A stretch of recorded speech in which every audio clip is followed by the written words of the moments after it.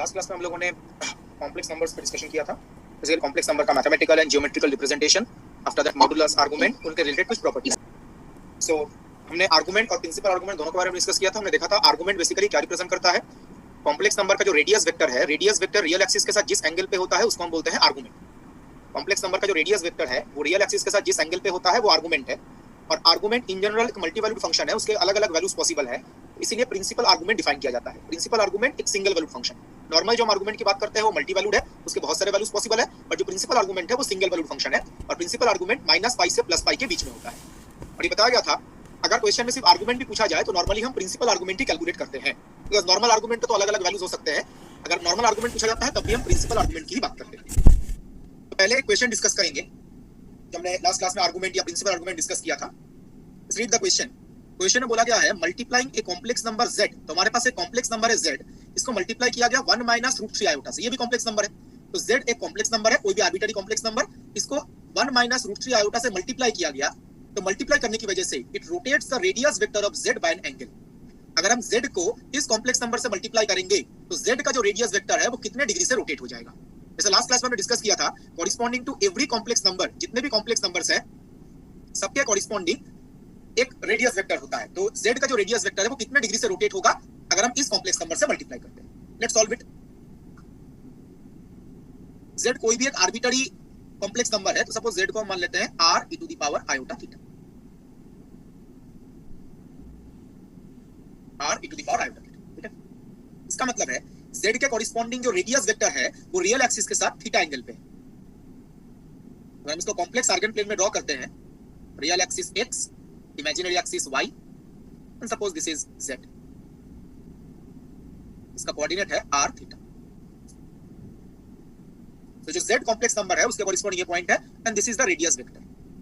ये radius vector, radius vector क्या होता है हमने लास्ट क्लास में ही डिस्कस किया था। तो ये जो रेडियस वेक्टर है, ये रेडियस वेक्टर जिस एंगल पे होगा उसी को हम आर्गुमेंट बोलते हैं। इसका आर्गुमेंट कितना है? थीटा। इसका मतलब वो रियल एक्सिस के साथ थीटा एंगल पे है। ऐसा बिल्कुल नहीं है कि z यहीं पे लेना है, z आप कहीं पे भी ले सकते हैं। z is arbitrary complex number, यहाँ पे ना लेके यहाँ पे कहीं पे भी ले सकते हैं। जो थीटा है वो उसका आर्गुमेंट होगा, ठीक है। नाउ इसको एक कॉम्प्लेक्स नंबर से मल्टीप्लाई किया गया, तो 1 - √3 आयोटा इस कॉम्प्लेक्स नंबर से मल्टीप्लाई करेंगे तो क्या चेंज आएगा। तो देखिए ये जो नया कॉम्प्लेक्स नंबर है z को अगर आप इससे मल्टीप्लाई भी करते हैं तो ये कॉम्प्लेक्स नंबर ही आएगा। फाइनल जो रिजल्ट है वो कॉम्प्लेक्स नंबर ही होगा। दो कॉम्प्लेक्स नंबर का प्रोडक्ट एक कॉम्प्लेक्स नंबर ही होता है। अगर आप इसका आर्गुमेंट कैलकुलेट करो, आर्गुमेंट क्यों कैलकुलेट कर रहे हैं? बिकॉज यहाँ पे एंगल पूछा गया है कि कितने एंगल से रोटेट हुआ है, और जो एंगल होता है वो आर्गुमेंट से रिलेटेड है। जैसे इस कॉम्प्लेक्स नंबर का आर्गुमेंट थीटा है और ये एंगल थीटा है, तो एंगल बेसिकली किससे रिलेटेड होता है? आर्गुमेंट से। तो अगर आप इस कॉम्प्लेक्स नंबर का आर्गुमेंट कैलकुलेट करो, argument of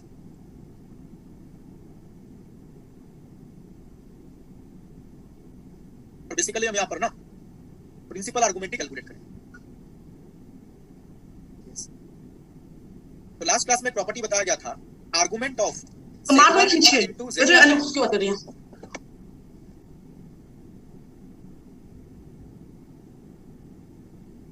argument of z1 z2, ठीक है। तो देखिए दो कॉम्प्लेक्स नंबर्स हैं, argument of z1 into z2। तो इसका प्रॉपर्टी बताया गया था argument of z1 plus argument of z2। Argument of z1 plus argument of z2, ये आप आसानी से कैलकुलेट कर सकते हैं। जैसे लास्ट क्लास में प्रिंसिपल आर्गुमेंट कैलकुलेट करने का तरीका बताया गया था, तो प्लीज कैलकुलेट इट, ठीक है। ये कैलकुलेट कीजिए। इसका प्रिंसिपल आर्गुमेंट कितना आ रहा है? एनीवन? -π/3, बिल्कुल सही।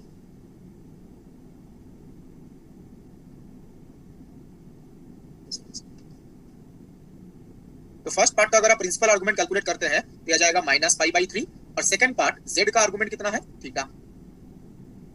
इसका मतलब है जो नया कॉम्प्लेक्स नंबर है इसके कॉरिस्पॉन्डिंग इसका जो आर्गुमेंट है, इसका आर्गुमेंट कितना होगा? Theta -π/3। Argument is equal to theta -π/3, जो हमने अभी कैलकुलेट किया। और आर्गुमेंट ही क्या रिप्रेजेंट करता है? आर्गुमेंट ही रिप्रेजेंट करता है रेडियस वेक्टर किस एंगल पे होगा। तो कॉम्प्लेक्स आर्गन प्लेन, अगर आप इस नए कॉम्प्लेक्स नंबर को यहाँ पे डिनोट करते हैं, कहां पर है देखिए, ये एंगल थीटा था, ये एंगल जो है वो थीटा है, ठीक है। ये किसका आर्गुमेंट था? जेड का। जो नया कॉम्प्लेक्स नंबर मतलब इसकी बात कर रही है, नया कॉम्प्लेक्स नंबर है, इसका आर्गुमेंट कितना है, थीटा माइनस पाई बाई 3। तो थीटा तो ये एंगल है, pi by minus pi by 3 है, तो माइनस पाई बाई 3 का मतलब किस तरफ रोटेट करेंगे, क्लॉकवाइज एंटी क्लॉकवाइज, क्लॉकवाइज, ठीक है, बिकॉज़ नेगेटिव साइन होने का मतलब है एंगल हमें क्लॉकवाइज लेना है। कितना एंगल, पाई बाई 3 मतलब 60 डिग्री। तो जो नया कॉम्प्लेक्स नंबर है, नया कॉम्प्लेक्स नंबर मतलब तो यहां पे कहीं पे होगा, इसका जो रेडियस वेक्टर है वो ऐसा, थीटा माइनस पाई बाई 3 है, माइनस पाई बाई 3 का मतलब क्लॉकवाइज रोटेट करेगा। ये जो एंगल है this is theta minus pi by 3। तो पहले थीटा एंगल पे था, अभी theta minus pi by 3 angle पे है। तो पाई बाई 3 एंगल से रोटेट हुआ है इस डायरेक्शन में, क्लॉकवाइज, माइनस है ना तो क्लॉकवाइज रोटेट हुआ है। ये तो आप डायग्राम देख के समझ सकते हैं, पाई बाई 3 से रोटेट होगा क्लॉकवाइज डायरेक्शन, तो 60 डिग्री क्लॉकवाइज रोटेशन, यही क्वेश्चन में पूछा गया था। तो फर्स्ट ऑप्शन इज करेक्ट।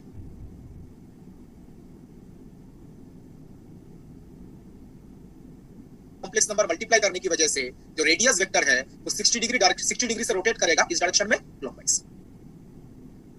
इस स्टेप में किसी को डाउट है तो प्लीज आस्क, अदरवाइज मैं आगे प्रोसीड करूंगा। सर ये आर्गुमेंट 1 माइनस रूट 3 आयोटा में पाई माइनस थीटा नहीं है क्या? ये कौन सा क्वाड्रेंट में है पहले ये बताइए। सर क्वाड्रेंट में। कौन सा? सेकंड कहां है? फोर्थ में है सर। x पॉजिटिव है y नेगेटिव है, फोर्थ क्वाड्रेंट में। ओके सर, तो माइनस थीटा होगा। यस। किसी ने पूछा माइनस पाई बाई 3 कैसे आया, लास्ट क्लास का नोट चेक कीजिए, प्रिंसिपल आर्गुमेंट कैसे कैलकुलेट करते हैं, ये लास्ट क्लास में डिस्कस किया था। प्रिंसिपल आर्गुमेंट कैसे कैलकुलेट किया जाता है, ये पॉइंट फोर्थ क्वाड्रेंट में है, और फोर्थ क्वाड्रेंट के लिए कैसे कैलकुलेट करते हैं ये लास्ट क्लास में मेंशन किया था। Please check the notes of the last class. Point fourth quadrant में कार्टेशियन में लिखते हैं तो कैलकुलेशन कॉम्प्लिकेटेड क्यों होता है, बिकॉज़ x और y में से कोई भी एंगुलर कोऑर्डिनेट नहीं है, बट पोलर कोऑर्डिनेट में जो थीटा आता है वो एंगुलर कोऑर्डिनेट है, और क्वेश्चन एंगल से ही रिलेटेड है, इसलिए पोलर कोऑर्डिनेट में कैलकुलेशन आसान है। कार्टेशियन कोऑर्डिनेट यूज करेंगे तो कैलकुलेशन काफी ज्यादा कॉम्प्लिकेटेड हो जाएगा। तो कभी भी कोई एंगल से रिलेटेड क्वेश्चन हो तो पोलर कोऑर्डिनेट यूज कीजिए, बिकॉज़ पोलर कोऑर्डिनेट में जो थीटा होता है वो एंगुलर कोऑर्डिनेट है। तो मैं आगे प्रोसीड कर रहा हूं। किसी ने क्वेश्चन किया है मॉड में क्या चेंज आएगा, बताइए क्या चेंज आएगा, ये भी क्वेश्चन हो सकता था। ये तो आर्गुमेंट में चेंज है ना, इससे पहले आर्गुमेंट कितना था, थीटा, बाद में आर्गुमेंट कितना हो गया, थीटा माइनस पाई बाई 3। अगर मॉड में चेंज पूछा जाता तो क्या आंसर होता, तो क्या आता है, सपोज इसका मॉड है r,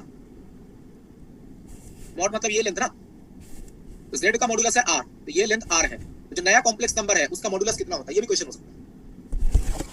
इसने बोला no change, set 2r mod z, यहाँ पे दो कॉम्प्लेक्स नंबर्स का प्रोडक्ट है ना, तो क्या होगा mod z1 into mod z2, यह जाएगा 2r, लेंथ डबल हो जाएगा। जैसा आर्गुमेंट कैलकुलेट किया वैसे आप मॉडुलस भी कैलकुलेट कर सकते हैं। ये भी क्वेश्चन हो सकता था रेडियस वेक्टर के लेंथ में क्या चेंज होगा, डबल हो जाएगा 2r, यहां पे under root 1 square plus root 3 square 2 आ जाएगा, 2r आ जाएगा। करके देखिए z1 इनटू z2 का मॉडुलस कैलकुलेट कीजिए, mod of 1 minus root 3 iota into z, ये होगा mod of 1 minus root 3 iota जो 2 आ जाएगा। मॉड कैसे कैलकुलेट करते हैं लास्ट क्लास में बताया जाता, and I think everyone knows this, ये 2 आ जाएगा। तो ये क्वेश्चन मॉड से रिलेटेड भी पूछा जा सकता है। तो मैं आगे प्रोसीड कर रहा हूं। हमारी वाली पाई बाई 3 प्लस थीटा आती तो फिर ऑप्शन डी सही होता ना, अगर पाई बाई 3 प्लस थीटा होता यस सर, हां तब डी ऑप्शन करेक्ट होता। Okay sir.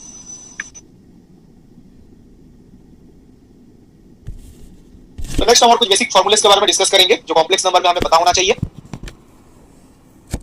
It is Euler's formula, ये भी काफी यूजफुल है, बहुत फिजिक्स में बहुत जगह पे यूज होता है। e to the power iota theta is equal to cos theta plus iota sin theta, e to the power iota theta is cos theta plus iota sin theta. ये आपने बहुत जगह पे यूज किया होगा ये फार्मूला, इसी को बुलाता है ऑयलर्स फार्मूला। तो ऑयलर्स फार्मूले के अकॉर्डिंग कुछ इंपॉर्टेंट रिजल्ट्स है जो आप याद रख सकते हैं, ये एग्जाम में ही आपको हेल्प करेगा। एग्जाम में कोई दूसरा क्वेश्चन सॉल्व करना है वहां पे आपको ये हेल्प करेगा। क्या रिजल्ट्स है, सपोज यहाँ पे जो थीटा है, theta is some angle, theta के बदले आपने लिखा 2n pi, e to the power iota 2n pi, ठीक है। तो बताइए इवन मल्टीपल ऑफ पाई है या ऑड मल्टीपल ऑफ पाई है, even multiple of pi, because 2n तो इवन नंबर है, तो it is e to the power iota even multiple of pi. Okay, तो अगर आप ऑयलर्स फार्मूला यहाँ पे यूज करें तो यहाँ पे देखिए आ जाएगा cos 2n pi plus iota sine 2n पाई ना, जो cos 2n पाई है इसका वैल्यू कितना होता है 1 और sin 2n पाई 0। तो ये जो क्वांटिटी है इसका वैल्यू आ जाएगा 1। जस्ट हमने ऑयलर्स फार्मूला यूज किया है, थीटा के बदले है 2n पाई। तो यहाँ पे आप चेक करो e to the power iota theta जो है और यहाँ पे थीटा के बदले 2n पाई, तो इसका वैल्यू कितना आ गया 1। तो e to the power iota even multiple of pi, इसका वैल्यू कितना होता है 1। ऐसे बहुत जगह पे आएंगे जहां पे किसी इक्वेशन में एक तरफ 1 आएगा, किसी इक्वेशन में एक तरफ 1 आएगा और उस 1 को हमें एक्सपोनेंशियल के फॉर्मेट में लिखना पड़ेगा। ये काफी यूजफुल रिलेशन। किसी इक्वेशन के एक तरफ 1 आ गया और 1 को आप एक्सपोनेंशियल के टर्म में ये लिख सकते हैं। ठीक है, तो रिलेशन काफी यूजफुल होगा, स्पेसिफिकली जब हम सिंगुलर पॉइंट का कैलकुलेशन करेंगे ना, कॉम्प्लेक्स फंक्शन गिवन है उसके सिंगुलर पॉइंट, तब ये रिलेशन काफी यूजफुल है। 1 के बदले आप ये लिख सकते हैं। सिमिलरली अगर इवन मल्टीपल ऑफ पाई ना होके ये ऑड मल्टीपल ऑफ पाई हो, e to the power iota 2n + 1 तो ये आ जाएगा -1। इवन मल्टीपल ऑफ पाई ना होके अगर ऑड मल्टीपल है, 2n + 1 ऑड इंटीजर है, 2n एक इवन इंटीजर को रिप्रेजेंट करता है और 2n + 1 एक ऑड इंटीजर को रिप्रेजेंट करता है। तो जब ऑड मल्टीपल ऑफ पाई है तो ये आ जाएगा -1। Similarly e to the power iota 4n + 1 into π/2, 4n + 1 π/2। इसका मतलब अगर हम यहाँ पे कुछ इसके कॉरेस्पॉन्डिंग टर्म्स देखें, n के डिफरेंट वैल्यूज रिप्लेस कीजिए, n = 0 रिप्लेस करेंगे तो e to the power iota π/2, n = 1 replace करेंगे तो e to the power iota 5 π/2 and so on. ऐसे जो टर्म्स आएंगे 4n + 1 π/2 इन जनरल लिखा गया, तो 4n + 1 π/2 का मतलब n = 0 रिप्लेस करो तो π/2 आएगा, n = 1 रिप्लेस करो तो 5 π/2 आएगा। इसका वैल्यू कितना आएगा? एनीवन? ऑयलर्स फार्मूला यूज करना है, ऊपर जो लिखा गया माइनस आयोटा प्लस आयोटा, तो वैल्यू आएगा plus iota. And similarly just Euler's formula use करना है, साइन कोसाइन में लिखिए फिर उसका वैल्यू कैलकुलेट कीजिए। अगर ये 4n + 1 ना होके 4n + 3 होता है, e to the power iota 4n + 3 π/2, तो 4n + 3 π/2 का मतलब है n के वैल्यूज अगर आप रिप्लेस करते हैं, n = 0 रिप्लेस करेंगे तो 3 π/2 आएगा, n = 1 रिप्लेस करेंगे तो 7 π/2 आएगा एंड सो ऑन। 3 π/2, 7 π/2, 11 π/2, ऐसे जो टर्म्स होंगे इनका वैल्यू आएगा माइनस आयोटा। ये 4 रिलेशन काफी ज्यादा यूजफुल हैं। जब हम सिंगुलर पॉइंट का कैलकुलेशन करेंगे तब भी ये रिलेशन जो है वो काफी यूजफुल होंगे। ठीक है, एक तो कुछ क्वेश्चन में डायरेक्ट वैल्यू यूज करना पड़ सकता है, कुछ क्वेश्चन में अगर ऐसे टर्म्स रहे डायरेक्ट इनका वैल्यू लिख सकते हैं।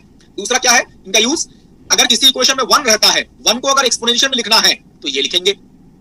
किसी इक्वेशन में -1 है, -1 को एक्सपोनेंशियल में एक्सप्रेस करना है तो ये लिख सकते हैं। किसी इक्वेशन में आयोटा है या माइनस आयोटा है तो उसको एक्सपोनेंशियल में ऐसे लिख सकते हैं। आयोटा है तो एक्सपोनेंशियल में ऐसे लिखेंगे, माइनस आयोटा है तो एक्सपोनेंशियल में ऐसे लिखेंगे। ठीक है, तो ये 4 रिलेशंस काफी यूजफुल है इन कॉम्प्लेक्स एनालिसिस, या फिजिक्स में बहुत जगह पे आप कॉम्प्लेक्स का यूज करते हैं। ये 4 रिलेशन काफी ज्यादा यूजफुल है जो बेसिकली ऑयलर्स फार्मूले से हम डिराइव कर सकते हैं। Clear everyone?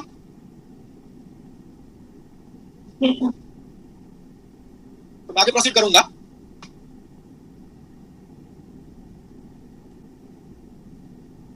एक चीज यहाँ पे देखिए, ये भी बहुत जगह पे यूज करना होगा। e to the power iota theta जो है इसको हमने लिखा cos theta plus iota sin theta. e to the power iota theta तो कॉम्प्लेक्स फंक्शन है ना, e to the power iota theta क्या है? कॉम्प्लेक्स फंक्शन, थीटा का फंक्शन है। तो ये जो कॉम्प्लेक्स फंक्शन है इसका रियल पार्ट क्या है? cos थीटा, और इमेजिनरी पार्ट क्या है? sin theta.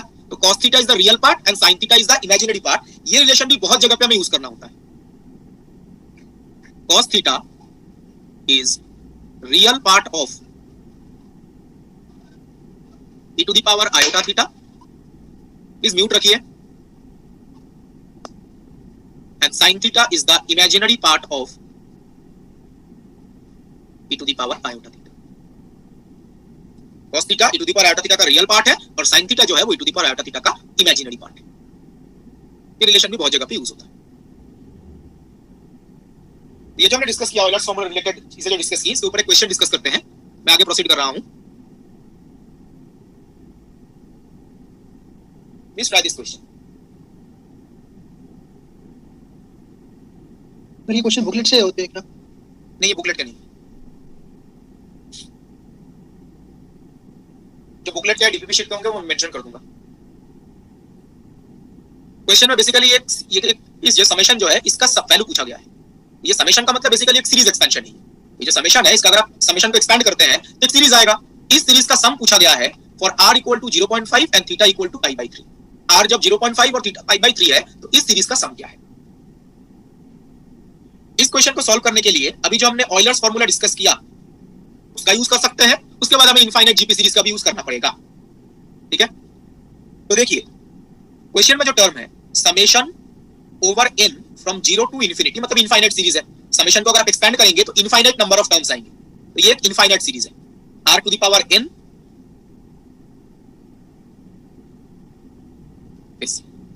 अभी हमने कुछ देर पहले देखा जो cos थीटा होता है वो रियल पार्ट होता है एक्सपोनेंशियल का और sin थीटा इमेजिनरी पार्ट। इसका मतलब है ये जो sin n थीटा है ये इमेजिनरी पार्ट में आएगा या रियल पार्ट में आएगा।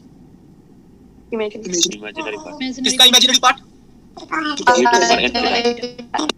e to the power iota n theta. Theta के बदले n थीटा है यहाँ पर, ध्यान रखिए। तो sin थीटा n थीटा को आप e to the power iota n theta का इमेजिनरी पार्ट लिख सकते हैं। वही चीज यहाँ पे रिप्लेस करते देखिए, इसको हम लिख पाएंगे इमेजिनरी पार्ट ऑफ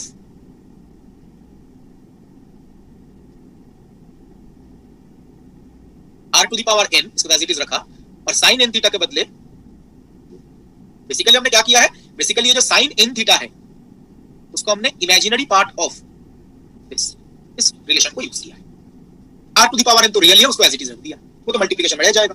आप कैलकुलेट करके देखिए ये जो क्वांटिटी है ना r to the power n e to the power iota n theta, Euler's formula use कीजिए। r to the power n e to the power iota n theta इस function का जो रियल इमेजिनरी पार्ट है वो यही आएगा। इस function का जो इमेजिनरी पार्ट है वो यही आएगा जो क्वेश्चन में है। जस्ट आप इसमें ऑयलर्स फार्मूला यूज कर दीजिए जो अभी डिस्कस किया गया। इस फंक्शन का इमेजिनरी पार्ट यही आएगा। Yes sir. तो अब देखिए z को अगर हम पोलर कोऑर्डिनेट में लिखें तो क्या लिख सकते हैं, r e to the power iota theta polar coordinate में। तो बता सकते हैं समेशन के अंदर जो टर्म है उसको हम क्या लिख सकते हैं z के टर्म्स में, बिल्कुल सही, z to the power n। इसको आप लिख सकते हो z to the power n। देखिए क्या आ रहा है, this is equal to imaginary part of, अगर आप समेशन को एक्सपेंड करते हैं n इक्वल टू 0 1 2 3 बेसिकली ये आ जाएगा एक इनफाइनाइट सीरीज। r और थीटा वाला जो टर्म है उसको हमने z में चेंज कर लिया और समेशन को एक्सपेंड करेंगे तो ये आ जाएगा। ये जो सीरीज आया है ये क्या सीरीज एक्सपेंशन है, anyone? GP infinite GP series, a plus ar plus ar square and so on. ये एक इनफाइनाइट जीपी सीरीज है।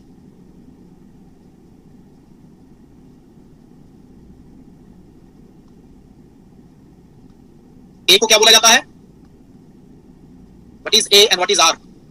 फर्स्ट टर्म सर, r तो कॉमन रेशियो और a फर्स्ट टर्म। बिल्कुल, a is the first term and r is the common ratio. तो ये जो series expansion है इसमें फर्स्ट टर्म क्या है, 1, तो a इज 1 और r को बोलते हैं कॉमन रेशियो। कॉमन रेशियो यहाँ पे क्या है, जस्ट यहाँ पे ना मैं थोड़ा नोटेशन चेंज करता हूँ अदरवाइज थोड़ा कंफ्यूजन क्रिएट हो सकता है। सो कैपिटल r बोल दो, तो हमने स्मॉल r ऊपर यूज किया है ना, उसके बाद कंफ्यूजन ना क्रिएट हो जाए, ये दोनों सेम है। तो कैपिटल R इज Z, बिल्कुल सही। उस ऊपर हमने स्मॉल r यूज किया है तो कंफ्यूजन क्रिएट हो सकता है, इसलिए कैपिटल R यूज कर रहे हैं। तो फर्स्ट टर्म a 1 है और कॉमन रेशियो r Z है। तो इनफाइनाइट जीपी सीरीज का सम क्या होता है बताइए, पता है सबको? a upon 1 minus r। a upon 1 minus r, जो ऑलरेडी 2-3 लोगों ने बताया हुआ है चैट बॉक्स में, जैसे आप लोगों ने बताया। जो इनफाइनाइट जीपी सीरीज है उसका सम होता है a upon 1 minus r। a is the first term and r is the common ratio. ये फार्मूला यूज कीजिए और देखिए फाइनल आंसर क्या आ रहा है। इसका कैलकुलेट, इसके बाद तो बेसिक कैलकुलेशन।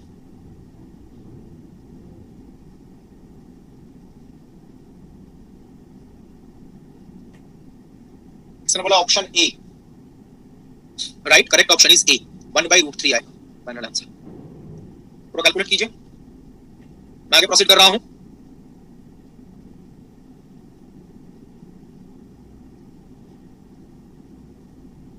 तो सीरीज था वो है imaginary part of infinite GP sum का formula common a upon 1 minus r। a first term 1 है तो 1 अपॉन 1 माइनस r, r था z। ठीक है, z क्या है, z है r e to the power iota theta. r और थीटा का वैल्यू क्वेश्चन में गिवन है, r is 0.5 that is 1/2 and theta is π/3।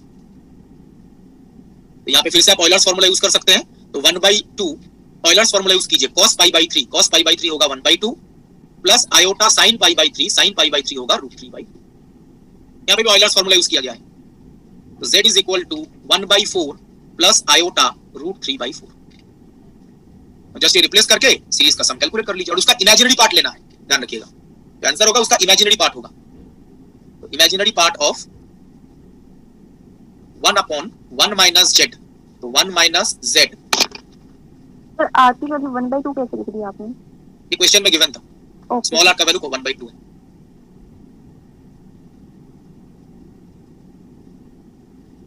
Rationalise कीजिए, कॉम्प्लेक्स कॉन्जुगेट से ऊपर नीचे मल्टीप्लाई करना है, तो 1/, ये कितना है 3/4 माइनस आयोटा √3/4। रैशनलाइज कीजिए, ऊपर नीचे कॉम्प्लेक्स कॉन्जुगेट से मल्टीप्लाई कीजिए और देखिए इमेजिनरी पार्ट कितना आ रहा है। Final answer is option A 1/√3। Direct लिखना है, इसका रैशनलाइज कीजिए, ऊपर नीचे कॉम्प्लेक्स कॉन्जुगेट से मल्टीप्लाई कीजिए, फिर देखिए इमेजिनरी पार्ट आ जाएगा 1/√3 सिंपलीफाई करने के बाद। इस स्टेप में कोई डाउट है तो प्लीज आस्क।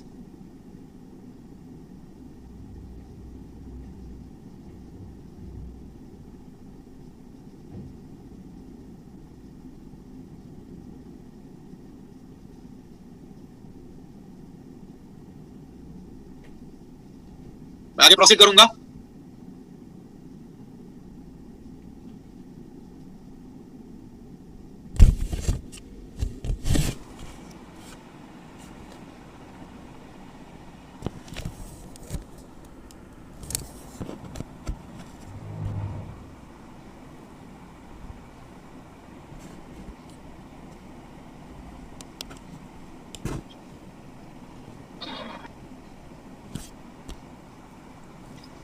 तो नेक्स्ट पार्ट इंपॉर्टेंट है, that is De Moivre's theorem. तो कॉम्प्लेक्स में De Moivre's थ्योरम भी है, तो what De Moivre's theorem says cos theta plus iota sin theta whole to the power n, cos theta plus iota sin theta whole to the power n is equal to cos n theta plus iota sin n theta.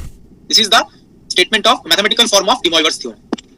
cos theta plus iota sin theta whole to the power n is equal to cos n theta plus iota sin n theta. कोई बता सकता है इसमें n क्या integer होना चाहिए या non integer भी हो सकता है? नॉन इंटीजर भी हो सकता है सर। कंडीशन क्या होता है n के ऊपर? एनीवन? नॉन इंटीजर हो सकता है बट फ्रैक्शन नहीं होना चाहिए। नेगेटिव क्या नहीं होना चाहिए? Fraction negative. नेगेटिव इंटीजर हो सकता है, नेगेटिव वैल्यूज भी अलाउड है। फ्रैक्शन नहीं होना चाहिए।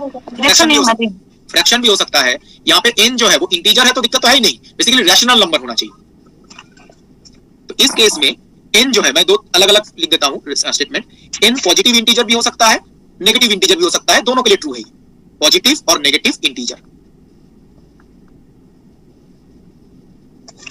ठीक है, दोनों के लिए ट्रू है। अब जैसे बताया गया कि ये अगर नॉन इंटीजर होता है ना, जो नॉन इंटीजर है तब भी ये ट्रू है। ठीक है, ये अगर रैशनल नंबर है, रैशनल नंबर मतलब जिसको हम p/q फॉर्मेट में लिख सकते हैं। n जो है वो अगर फ्रैक्शन भी है, p/q फॉर्मेट में अगर लिखा जा सकता है, तो किसी भी रैशनल नंबर को हम इस फॉर्मेट में लिख सकते हैं, p/q, और p और q दोनों इंटीजर होने चाहिए। p भी इंटीजर है, q भी इंटीजर है। प्लीज म्यूट करके रखिए। तो n positive integer, negative integer तो ट्रू है ही, कोई दिक्कत नहीं है। लेकिन n अगर रैशनल नंबर, कोई फ्रैक्शन इस फॉर्मेट p/q फॉर्मेट में है, p भी इंटीजर है, q भी इंटीजर, अगर इस फॉर्मेट में है, तब आप देखिए ये जो टर्म है cos theta plus iota sin theta whole to the power n, और n के बदले क्या है p/q। ये मैं रैशनल नंबर के लिए बता रहा हूं। पॉजिटिव इंटीजर, नेगेटिव इंटीजर के लिए कुछ चेक करने की जरूरत नहीं है, ऑलवेज आप लिख सकते हैं। ठीक है, p/q लिखेंगे। अब मुझे यहाँ पे बताइए, p भी इंटीजर है, q भी इंटीजर है, तो इस क्वांटिटी को आप ऐसे भी लिख सकते हैं, cos theta plus iota sin theta whole to the power p whole to the power 1/q। p और q दोनों इंटीजर्स हैं, इसको हम ऐसे भी लिख सकते हैं ना, p/q था, p into 1/q, बात तो एक ही है। अब मुझे बताइए यहां पे ये p क्या है? इंटीजर, तो इसको हम लिख सकते हैं, जो ब्रैकेट के अंदर टर्म है इसको आप लिख सकते हो using De Moivre's theorem, cos p theta plus iota sin p theta. यहाँ पे p तो इंटीजर है ना, इंटीजर के लिए तो De Moivre's थ्योरम वैलिड है ही, whole to the power 1/q। ये हम इसलिए लिख सकते हैं बिकॉज़ यहाँ पे p इंटीजर है। ठीक है, अब आप मुझे बताइए ये जो क्वांटिटी आप कैलकुलेट कर रहे हैं ये बेसिकली क्या रिप्रेजेंट कर रहा है? रूट्स। बेसिकली जैसे अगर आपको ये लिखा रहता है कहीं पे 2 to the power 1/3, 2 to the power 1/3 का मतलब क्या है? Cube root. Cube root of 2, 2 to the power 1/3 का मतलब है क्यूब रूट ऑफ 2, मतलब ये होता है ना। तो इस हिसाब से देखिए इसको आप क्या बोल सकते हैं, इसको बोल सकते हैं cubed root of this quantity. Cube एक इंटीजर है, वो क्यूब रूट, फोर्थ रूट कुछ भी हो सकता है, तो qth root of cos p theta plus iota sin p theta. इसलिए लिखने की कोशिश कीजिए, इतना मुश्किल नहीं है समझना। 2 टू द पावर 1/3 है, तो 1/3 का मतलब होता है, लिखने का मतलब है ये 2 का क्यूब रूट है। यहाँ पे देखिए 1/3 के बदले क्या है, 1/q, तो 1/3 के लिए अगर हम बोलते हैं क्यूब रूट, तो 1/q के लिए क्या बोलेंगे, क्यूबेथ रूट इसका cos p theta plus iota sin इसका, ये जो क्वांटिटी है इसका क्यूबेथ रूट। तो अब मुझे बताइए यहाँ पे जब आप क्यूब रूट कैलकुलेट करते हैं तो क्यूब रूट में कितने रूट्स आते हैं, 3। तो क्यूबेथ रूट में कितने वैल्यूज आएंगे, कितने रूट्स आएंगे बेसिकली, क्यू। इसका मतलब है जो आप क्यूबेथ रूट कैलकुलेट कर रहे हैं इसमें बेसिकली क्यू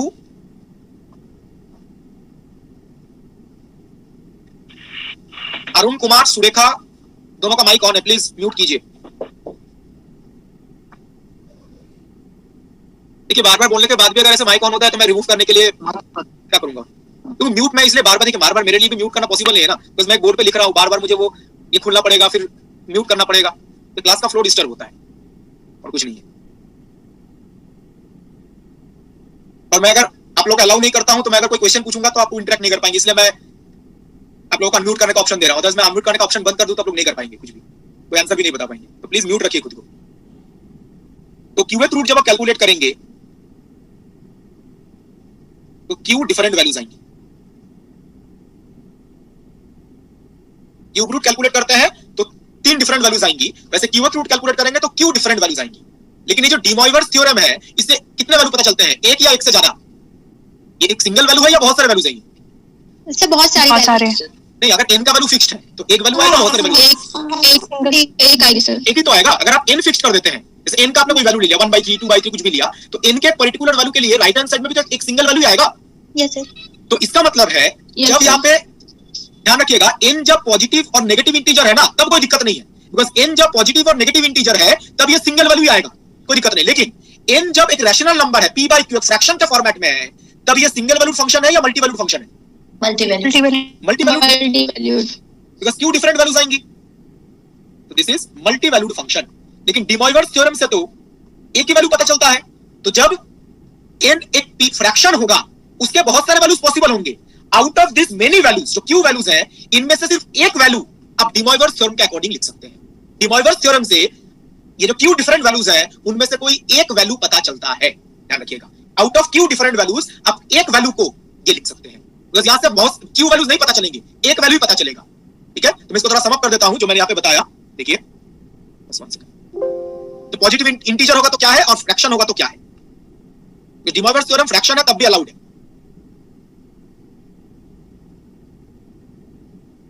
n जब पॉजिटिव या नेगेटिव इंटीजर है, पॉजिटिव और नेगेटिव इंटीजर,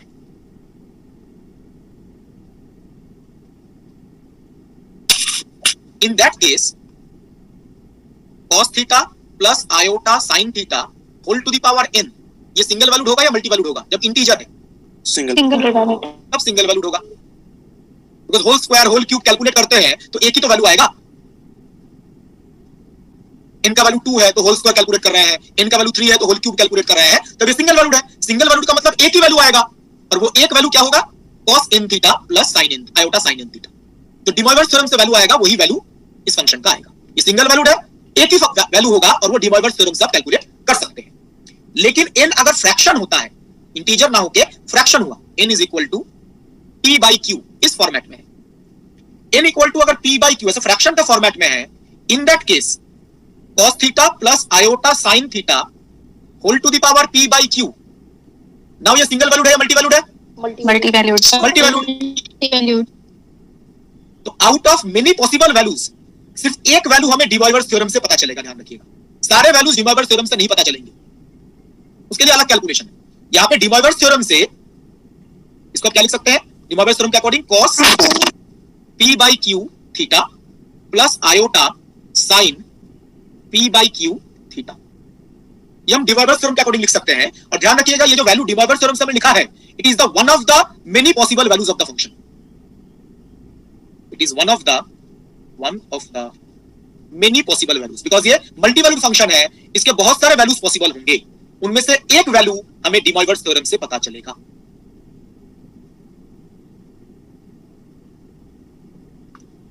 ये चीज ध्यान रखिएगा, डी मॉइवर्स थ्योरम इंटीजर के लिए भी वैलिड होता है, अगर ये फ्रैक्शन इस फॉर्मेट का है तब भी वैलिड होता है, पर ध्यान रखना है n जब इंटीजर है तब ये क्वांटिटी सिंगल वैल्यूड होगा, सिंगल वैल्यूड का मतलब एक ही वैल्यू होगा और वो वैल्यू हम डी मॉइवर्स थ्योरम से कैलकुलेट कर सकते हैं। लेकिन n अगर फ्रैक्शन होता है p by q तब ये सिंगल वैल्यूड नहीं होगा, मल्टी वैल्यूड होगा। क्यों मल्टी वैल्यूड है ये मैंने पिछले स्लाइड में डिस्कस किया। तो मल्टी वैल्यूड होने का मतलब इस फंक्शन के बहुत सारे वैल्यूज पॉसिबल है। तो डी मॉइवर्स थ्योरम से जो ये रिजल्ट हमें पता चलता है, it is one of the many possible values. इस मल्टी वैल्यूड फंक्शन के जो डिफरेंट वैल्यूज पॉसिबल है उनमें से एक वैल्यू हमें डी मॉइवर्स थ्योरम से पता चलेगा। ये एक वैल्यू है, डी मॉइवर्स थ्योरम से हमें सारे वैल्यूज पता नहीं चलते हैं, कोई एक वैल्यू पता चलता है।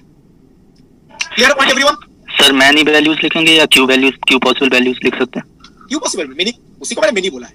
ओके सर, ठीक है, ओके सर पी और क्यू को भी फिक्स कर दिया जाए तो? पी और क्यू को फिक्स करेंगे तब भी तो मेनी वैल्यूज आएंगी ना। यहाँ पे तो मैंने सपोज आपने पी को 1 लिया, क्यू को 3 लिया, suppose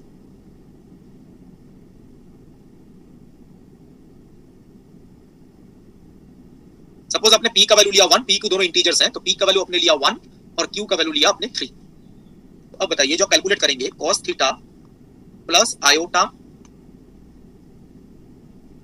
sin theta whole to the power 1/3, ठीक है ना? ये तो लिखेंगे। अब बताइए ये मल्टी वैल्यूड है या सिंगल वैल्यूड है? ये बेसिकली क्या कैलकुलेट मल्टी वैल्यूड, क्या कैलकुलेट कर रहे हो यहाँ पे? मल्टी वैल्यूड है। क्यूब रूट 1/3 का मतलब है क्यूब रूट कैलकुलेट कर रहे हो, तो 3 वैल्यूज आनी चाहिए। ये जो फंक्शन है ये क्यूब रूट कैलकुलेट करने का मतलब है क्यूब रूट में 3 रूट्स आने चाहिए, यहाँ पे इसके 3 पॉसिबल वैल्यूज हैं। लेकिन डी मॉइवर्स थ्योरम से हमें इनमें से एक ही वैल्यू पता चलेगा। अगर आप डी मॉइवर्स थ्योरम यूज करते हैं तो उसको आप लिख सकते हैं cos 1/3 theta plus iota sin 1/3 theta. ये इनमें 3 पॉसिबल वैल्यूज है, उनमें से एक पॉसिबल वैल्यू है ये।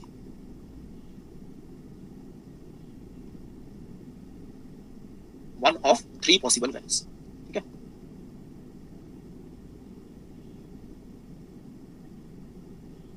Any other question? सर अगर क्यू बताइए। अगर क्यू की वैल्यू 1 हो जाती है तो ये तो इंटीजर में चला जाएगा ना? बिल्कुल बिल्कुल, तब तो मल्टी वैल्यूड बोलेंगे ही नहीं। बिल्कुल, सिंगल वैल्यू आएंगे। मतलब हम p by q लिखने का मतलब ये है ये नॉन इंटीजर है, बेसिकली फ्रैक्शन। इंटीजर होगा तो पहला वाला ऊपर जो केस लिखा गया वो आ जाएगा ना। p और q अगर दोनों 1 आ गए तो इंटीजर बन गया, इंटीजर है तो सिंगल वैल्यूड होगा, इसकी तो बात ही नहीं करेंगे।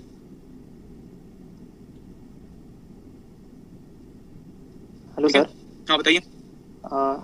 हेलो सर, यहाँ पर हम क्यूब रूट जैसे अपन देख रहे हैं सर, जैसे कि क्वाड्रेटिक इक्वेशन में जैसे हम रूट निकालते हैं तो फिर जैसे x के फॉर्म में मान लें तो फिर x का वहाँ पर वैल्यू निकलता है कि +-2 जैसे कि।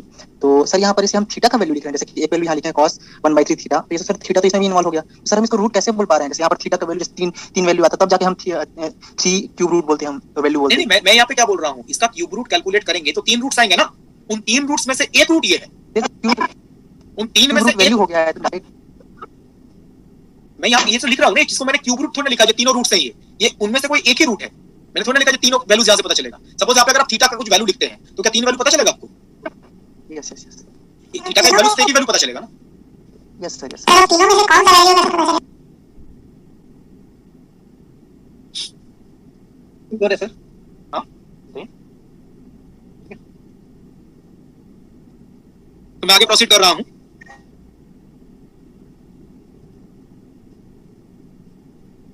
तो नेक्स्ट हम डिस्कस करेंगे complex cube roots of unity, ठीक है? Complex cube roots of unity का मतलब क्या है, उसके कुछ प्रॉपर्टीज और वो कैलकुलेट कैसे किए जाते हैं, बिकॉज़ इसका जो कैलकुलेशन है ना वो काफी इंपॉर्टेंट है, ठीक है? आपको ये पूछे एग्जाम में पूछा नहीं जाएगा complex cube roots of unity calculate करो, बट ये कैलकुलेट करने का जो मेथड है वो मेथड काफी यूजफुल है, वो बहुत जगह पे यूज होता है कॉम्प्लेक्स एनालिसिस में। तो complex cube roots of unity का सिंपल मतलब ये है आप 1 का क्यूब रूट कैलकुलेट कर रहे हैं, क्यूब रूट ऑफ 1। तो 1 का क्यूब रूट कैलकुलेट करेंगे तो 3 रूट्स आएंगे, तो उसी को बोला गया है complex cube roots of unity. आपको लग सकता है जो 1 का क्यूब रूट तो 1 ही होता है, ध्यान रखिएगा 1 का क्यूब रूट 3 होते हैं, उनमें से एक रियल होता है और 2 कॉम्प्लेक्स होते हैं। यहाँ पे हम तीनों रूट्स की बात करेंगे, रियल रूट की भी बात करेंगे, कॉम्प्लेक्स रूट की भी बात करेंगे। तो 1 का क्यूब रूट कैलकुलेट करते हैं तो 3 रूट्स आएंगे और उन तीनों को बोला जाता है complex cube roots of unity, 1 omega and omega square. वही चीज यहाँ पे लिखा गया, देखिए 1 omega omega square are known as complex cube roots of unity तो इसके 3 रूट्स है, 1 omega omega square. Omega omega square क्या है? This one, omega is this, कैसे आया है डिस्कस करेंगे हम, and this is omega square. अगर आप यहां पे ध्यान से देखें, जो ओमेगा और ओमेगा स्क्वायर आया है वो एक दूसरे का कॉम्प्लेक्स कॉन्जुगेट है। जो ओमेगा और ओमेगा स्क्वायर है वो एक दूसरे का कॉम्प्लेक्स कॉन्जुगेट है। Omega square is complex conjugate of omega.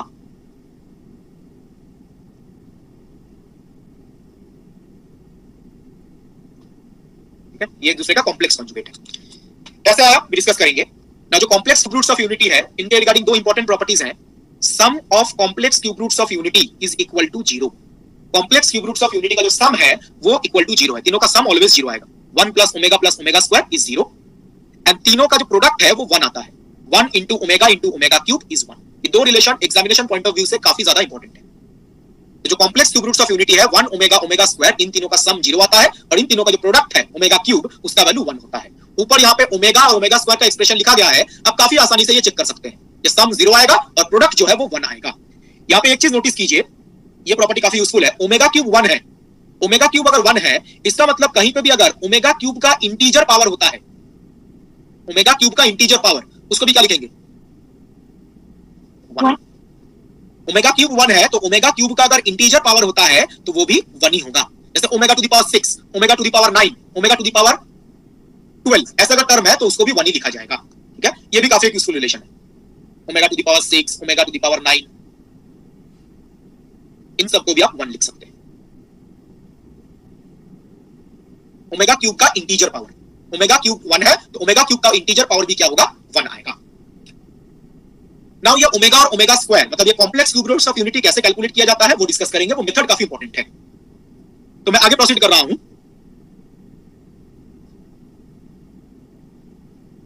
देखिए, हमें क्या कैलकुलेट करना है? Complex cube roots of unity. तो z equal to cube root of 1, ये कैलकुलेट करना है। नाउ देखिए, दोनों तरफ अगर आप होल क्यूब करते हैं, दोनों तरफ अगर आप होल क्यूब करें तो बेसिकली क्या होता है? z cube equal to 1, that means z cube minus 1 equal to 0। तो हमें ये कैलकुलेट करना था complex cube roots of unity. दोनों तरफ क्यूब करेंगे तो आएगा z क्यूब इक्वल टू 1। इसको आप ये लिख सकते हैं। जनरली टेक्स्ट बुक में क्या होता है, टेक्स्ट बुक में जब ये डिराइव किया रहता है तो इसमें a cube minus b cube का फॉर्मूला यूज किया जाता है। ये जो इक्वेशन है ना, इसमें a cube minus b cube का फॉर्मूला यूज करके complex cube roots of unity calculate करते हैं। बट मैं उस फॉर्मूले को यूज नहीं करूंगा। ठीक है, यहाँ पे आप a cube minus b cube का फॉर्मूला यूज कर सकते हैं, a cube minus b cube. तो a cube minus b cube का फॉर्मूला यूज करके आप complex cube roots of unity calculate कर सकते हैं। बट मैं दूसरा टेक्निक डिस्कस करूंगा। ठीक है, जो मैं बोला था मेथड जो है वो इंपॉर्टेंट है। क्या मेथड है ये? देखिए, हमें क्यूब रूट ऑफ 1 कैलकुलेट करना है। इसका मतलब हम इसको लिख सकते हैं 1 to the power 1/3। Cube root of 1 का मतलब ये है। now अभी कुछ देर पहले हमने ऑयलर्स फॉर्मूले में डिस्कस किया था, 1 को हम एक्सपोनेंशियल में चेंज कर सकते हैं। 1 को लिख सकते हैं e to the power iota 2n pi.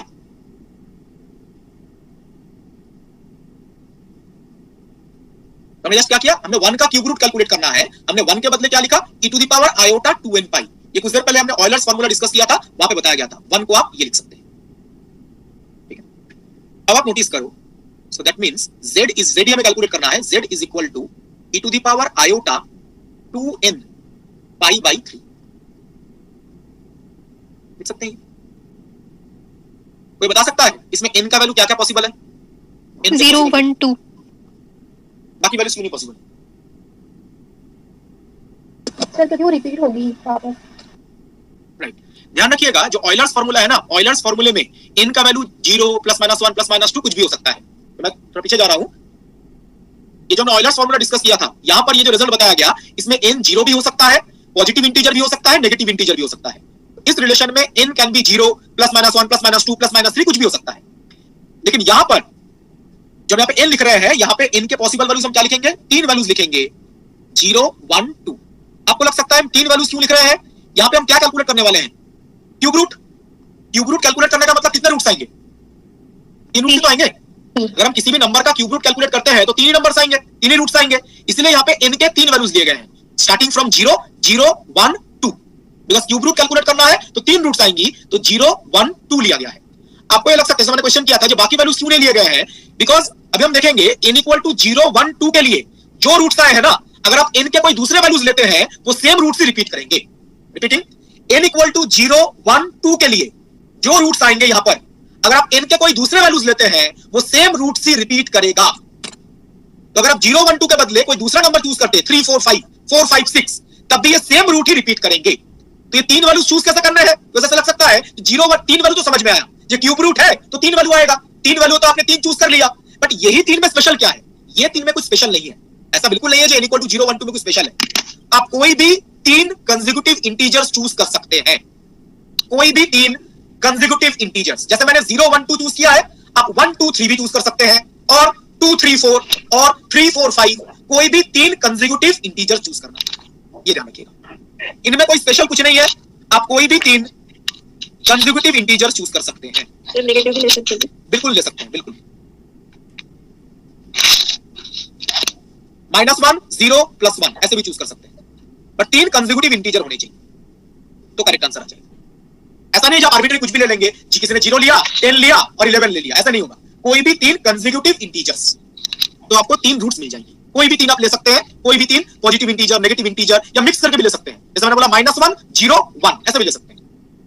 3 consecutive integers लेने हैं, और बाकी को क्यों नहीं ले रहे हैं? बिकॉज़ बाकी नंबर्स लेंगे तो वो सेम रूट ही रिपीट करेगा, इसलिए कोई भी 3 कंसेक्यूटिव इंटीजर्स ले सकते हैं। नॉर्मली 0 से स्टार्ट किया जाता है, 0 1 2। कैलकुलेट करते हैं, जैसे n = 0 अगर आप चूज करें तो z = आएगा e⁻, प्लीज म्यूट रखिए खुद को, 1। ये तो एक रूट है, फर्स्ट रूट, और ये रियल है।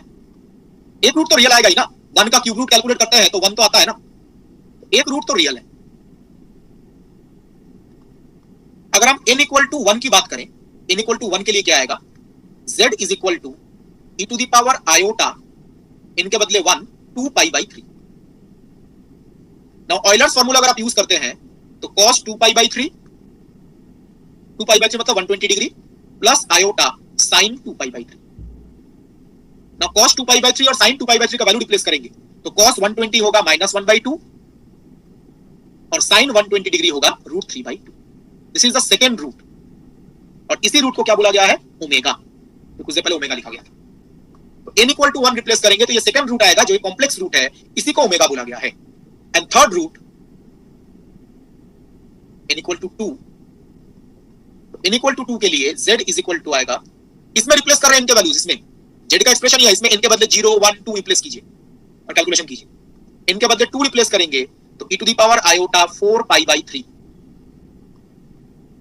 ये आएगा cos 4π/3 plus iota sin 4π/3। cos 4π/3 मतलब 4π/3 मतलब 240 degree, cos 240 degree -1/2, sin 240 degree -√3/2।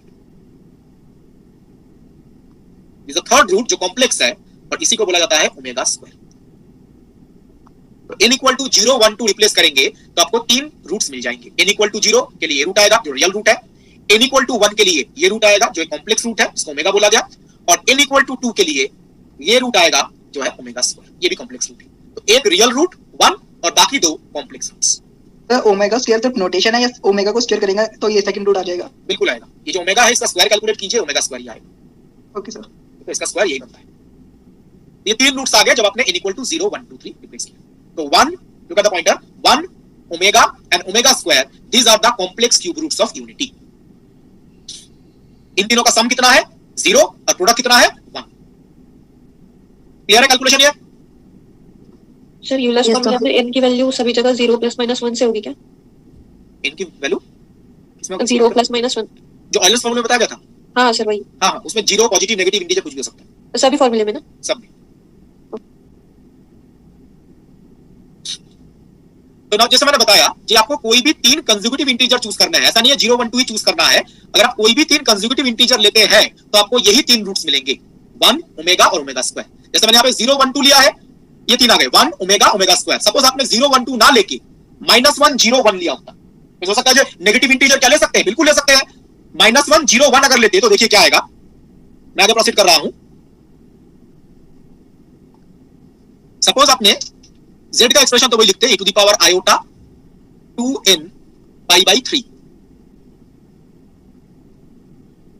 Suppose हमने n का वैल्यू लिया -1 0 1 अब 0 1 के लिए क्या आएगा, ये तो हमने अभी कैलकुलेट किया, उसको रिपीट नहीं कर रहा हूं मैं, ठीक है।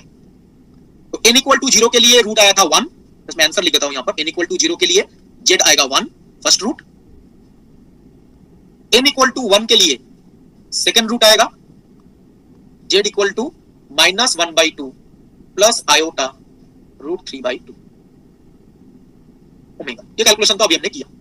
अगर आप negative integer n equal to -1 लेते हैं तब देखते हैं z क्या आता है। z is equal to e to the power minus iota 2π/3। Euler's formula use कीजिए, cos theta, theta is 2π/3 minus iota sin theta, cos theta minus iota sin theta. तो cos 2π/3 मतलब cos 120, cos 120 आएगा -1/2 minus iota sin 120 आएगा √3/2। तो n equal to -1 के लिए ये root आएगा। इसी को हम क्या बोल रहे थे, इसी रूट को क्या बोल रहे थे, omega square.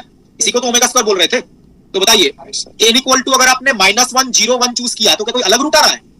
No sir, same ही तो है ना, 1 ओमेगा ओमेगा स्क्वायर। आप कोई भी 3 कंसेक्यूटिव इंटीजर चूज कर सकते हैं, सेम रूट्स आएंगे। पॉजिटिव इंटीजर भी चूज कर सकते हैं, नेगेटिव इंटीजर भी चूज कर सकते हैं। सारे नेगेटिव, किसने बोला क्या सारे नेगेटिव चूज कर सकते हैं? बिल्कुल, -3 -2 -1 सारे नेगेटिव चूज करो, यही रूट्स हैं। 3 कंसेक्यूटिव इंटीजर चूज करने हैं। Important part is this.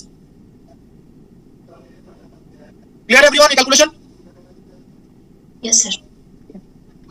Now अब मैंने कुछ देर पहले जो बताया था, जो टेक्स्ट बुक में नॉर्मली क्या होता है, टेक्स्ट बुक में जस्ट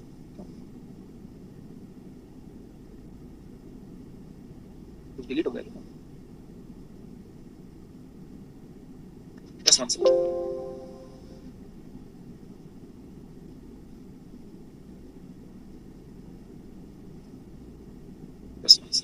डिलीट हो गया और एक बार लिखते हैं। आई थिंक ये लास्ट स्लाइड वाला कुछ डिलीट हुआ गलती से। z इक्वल टू था e to the power iota 2n π/3 और हमने n लिया था -1 0 1।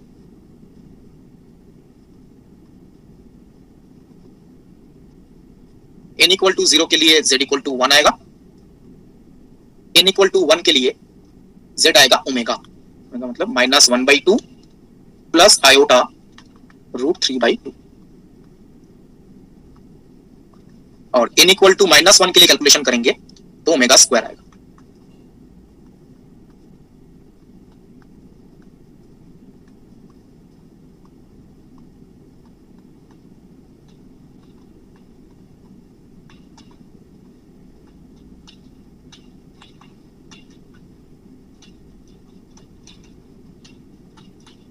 इस ओमेगा स्क्वायर।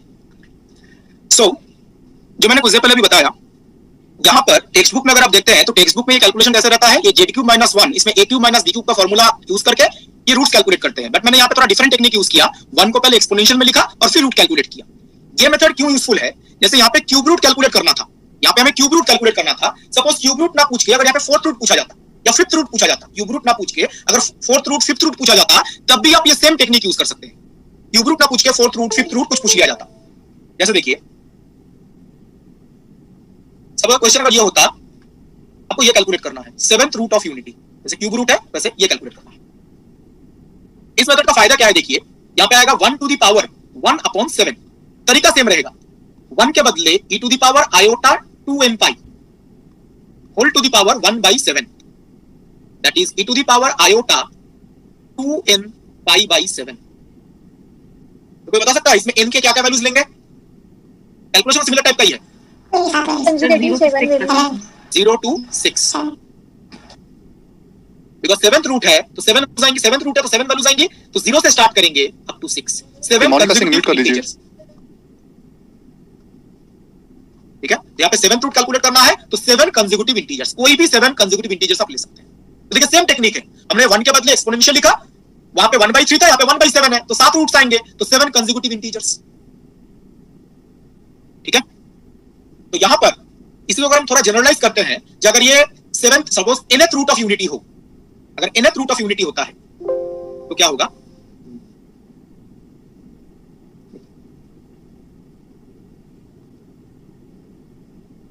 n तो हमने यूज किया है, m बोल लेते हैं, mth रूट ऑफ यूनिटी। 1 के m रूट्स आएंगे तो mth रूट ऑफ यूनिटी, तो z is equal to 1 to the power 1 upon m, तो 1 के बदले e to the power iota 2m pi whole to the power 1 upon m, ये roots आ जाएंगे e to the power iota 2m pi upon m। तो यहां पे बताइए n के कौन से वैल्यूज अलाउड होंगी, लेंगे कौन से वैल्यूज, स्टार्ट कहां से करेंगे? Minus sir 0 to m start करेंगे, बाकी कोई 0 1 2 3 अप टू m माइनस 1 तक, m कंसेक्यूटिव वैल्यूज। तो ये मेथड यूज करने का फायदा ये है, सिर्फ क्यूब रूट नहीं, फोर्थ रूट, फिफ्थ रूट, कोई भी रूट कैलकुलेट करना हो तब ये सेम मेथड यूज कर सकते हैं। यहाँ पे m रूट्स आएंगी तो देखिए m कंसेक्यूटिव वैल्यूज 0 से स्टार्ट किया अप टू m माइनस 1, ये जो बेसिकली है these are m consecutive values.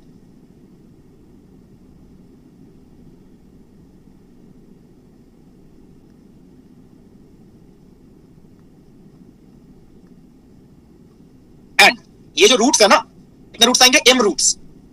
जब कैलकुलेशन करेंगे तो कितने रूट्स आएंगे? m roots. तो ये जो रूट्स हैं उनको डिनोट कैसे किया जाता है एनीवन? जो m रूट्स हैं 1 omega square 1 omega, omega square, similar type का नोटेशन है। ओमेगा क्यूब कहां तक होगा ये?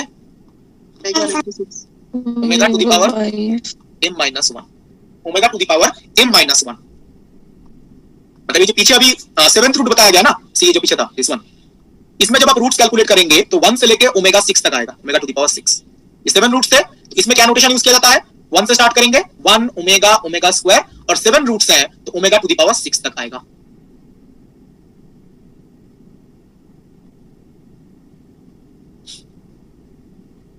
ठीक है, यहां पे omega to the power n minus 1।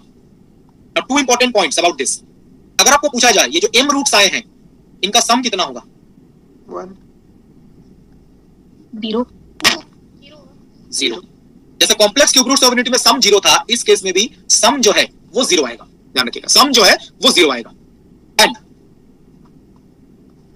अगर हम प्रोडक्ट की बात करें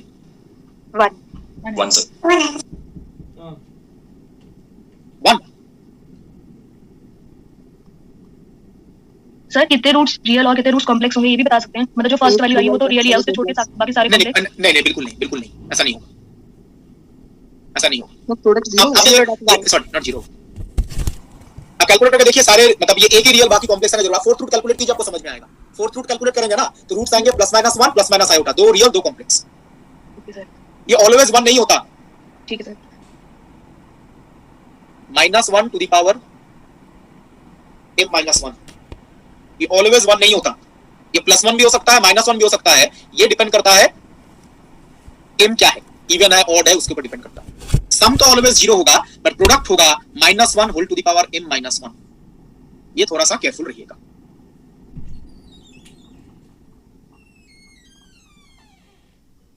ठीक है, जैसे इसका एग्जांपल आपको लग सकता है ये प्लस माइनस 1 जो बोल रहे हैं ये क्या सच में है?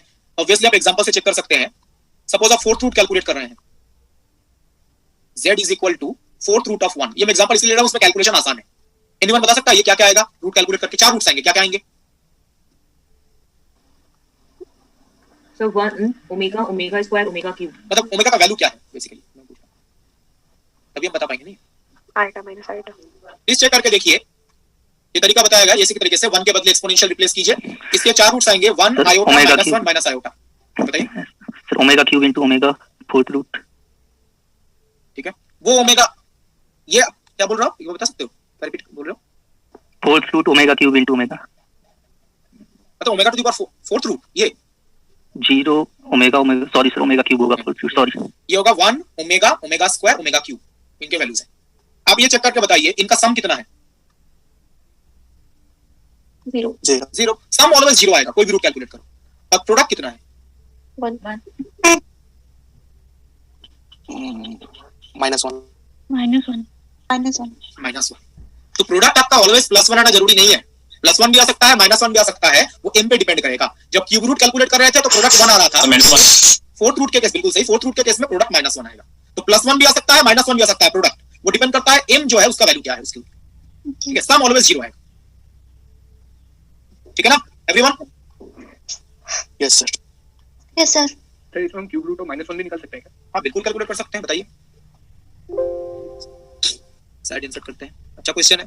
ऑलवेज हम 1 का ही क्यूब रूट क्यों कैलकुलेट कर रहे हैं, -1 का भी तो कर सकता है, आ ही सकता है किसी क्वेश्चन में। नहीं मतलब वो सर आपका एक असाइनमेंट था, उसमें था मतलब इस टाइप का ऐसा क्वेश्चन पहला वाला असाइनमेंट में।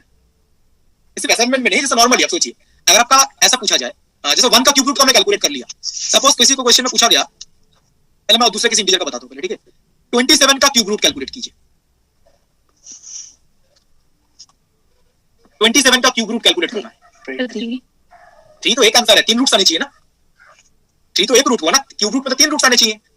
3 + 3 ओमेगा स्क्वायर 27 into 1 करके सॉल्व करेंगे सर।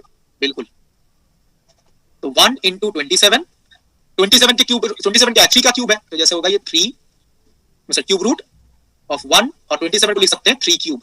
1 का क्यूब रूट क्या होता है 1 ओमेगा ओमेगा स्क्वायर, ये हो जाएगा 3 ओमेगा स्क्वायर। ये जो 3 क्यूब है, 3 क्यूब का क्यूब रूट करेंगे तो 3 आ जाएगा। ये जो 3 क्यूब वाला पार्ट है इससे 3 आ जाएगा। और 1 का क्यूब रूट क्या होता है 1 ओमेगा ओमेगा स्क्वायर, तो 1 ओमेगा ओमेगा स्क्वायर के साथ 3 मल्टीप्लाई करेंगे तो 3 ओमेगा स्क्वायर। ठीक है, ऐसे ही हमने किसी ने क्वेश्चन किया था, अगर -1 रहता है, -1 का क्यूब रूट, सेम तरीका क्या लिख सकते हैं इसको 1 into -1 -1 कैसे? तो आप देखिए -1 होल क्यूब है, -1 होल क्यूब का क्यूब रूट कितना आएगा, इस पार्ट का क्यूब रूट -1 वो नहीं आएगा। इसकी बात कर रहा हूं, -1 आएगा। इसका क्यूब रूट आएगा -1 और 1 का क्यूब रूट क्या आता है तो 1 ओमेगा ओमेगा आई ओमेगा स्क्वायर। ठीक है 1 ओमेगा ओमेगा स्क्वायर, उसके साथ -1 मल्टीप्लाई कर दीजिए, -1 minus omega square. Sir iota की मल्टीप्लाई नहीं होगी? आयोटा कहां से होगा, आयोटा तो ओमेगा के अंदर ही होगा कुछ। -1 होल क्यूब है, इसका क्यूब रूट तो -1 ही आ जाएगा ना। ये वाला जो पार्ट है इसका क्यूब रूट करेंगे तो कितना आएगा, आयोटा कहां से आ रहा है, तो आयोटा स्क्वायर रूट में हो जाएगा। बिल्कुल सर -1 की जगह में सर इसको हम +1 i करके भी सॉल्व कर सकते हैं क्या? क्वेश्चन रिपीट कीजिएगा। तो -1 की जगह पे e की पावर में i2 + 1 pi करके हाँ solve- बिल्कुल सेम आंसर आएगा, बिल्कुल सेम आंसर आएगा। इन्होंने जो बताया ये भी सही है, ये तो हमने 1 ओमेगा ओमेगा स्क्वायर का जो हमें पता था वो यूज किया, आप ऐसे भी सॉल्व कर सकते हैं। इसको आप लिख सकते हो -1 होल टू द पावर 1/3। एक ही क्वेश्चन को बहुत तरीके से सॉल्व किया जा सकता है। -1 के बदले आप क्या लिख सकते हैं i pi और मल्टीपल ऑफ पाई था ना ऑयलर्स फार्मूला। नाउ इसमें n का वैल्यू क्या लेंगे 012 क्यूब रूट है, इससे आंसर आएगा जो ऊपर लिखा हुआ है। Same answer, you can calculate and check. -1 minus omega same answer आएगा। ये जस्ट अलग टेक्निक है। सर हाँ बताइए सर अगर -1 के बदले i होगा सर रूट के अंदर सर इमेजिनरी प्योर, तब कैलकुलेट कर सकते ये सर। क्यों, इसमें फिर से ऑयलर्स फार्मूला का यूज कीजिए, ये लिख सकते हैं ना।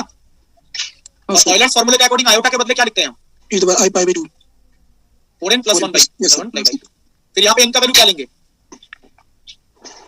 0 1 2 तीन वैल्यूज, 3 कंसेक्यूटिव वैल्यूज इंटीजर्स। आ जाएगा आंसर, ठीक है ना।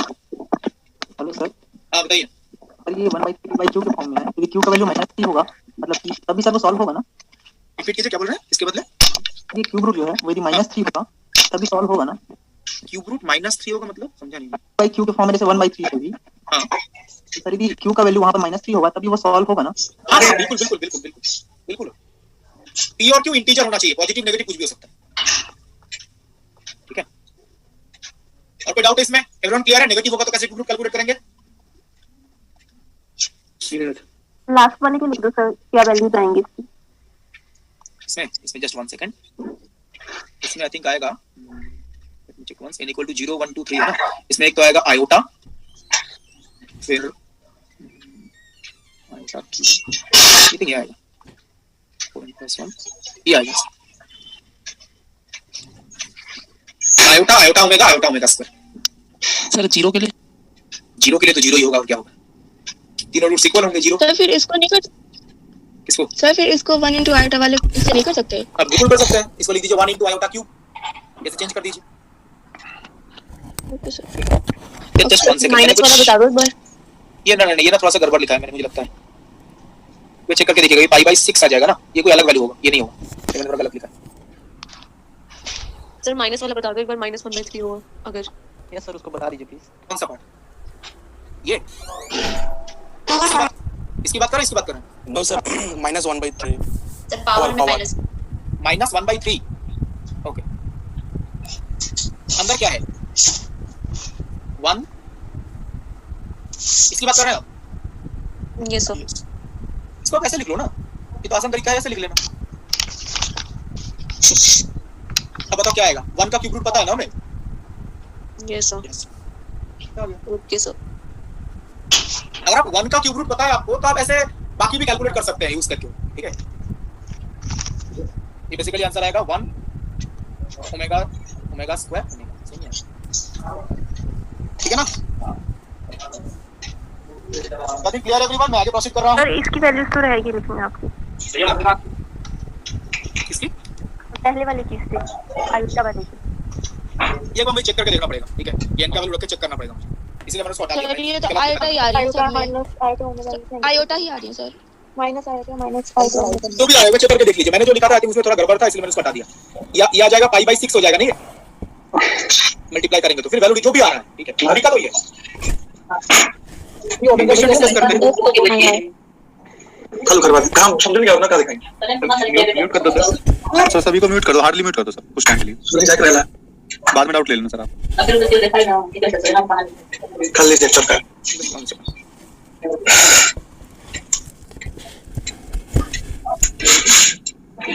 ये भी इसमें भी ना कभी-कभी ये आवाज आ कहां से रही? मोनिका सिंह म्यूट कर लो अपने आप।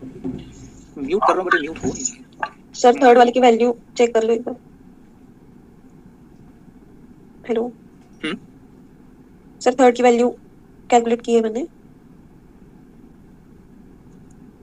ठीक है? माइनस आई ओमेगा स्क्वायर माइनस आई ओमेगा स्क्वायर। चलिए मैं चेक करूंगा, ठीक है? आई थिंक ऐसा कुछ होगा, ठीक है? मैं चेक करूंगा। सेम आ रहा है क्या बाकी किसी का? हाँ सर मेरा भी आ रहा है भाई, ये सर मेरा भी आ रहा है। ठीक है, तो ये जो हमने complex cube roots of unity के बारे में डिस्कस किया, क्वेश्चन डिस्कस करते हैं इसके ऊपर। Please try this question. ये आप लोगों को जो डीपीपी शीट मिलेगा मैं सेंड करूंगा, उसी का क्वेश्चन है ये। क्या बोला गया है? 1 ओमेगा स्क्वायर और complex cube roots of unity, then what the value of the following expression. तो 1 ओमेगा स्क्वायर के टर्म्स में एक एक्सप्रेशन है, इसका वैल्यू पूछा गया है।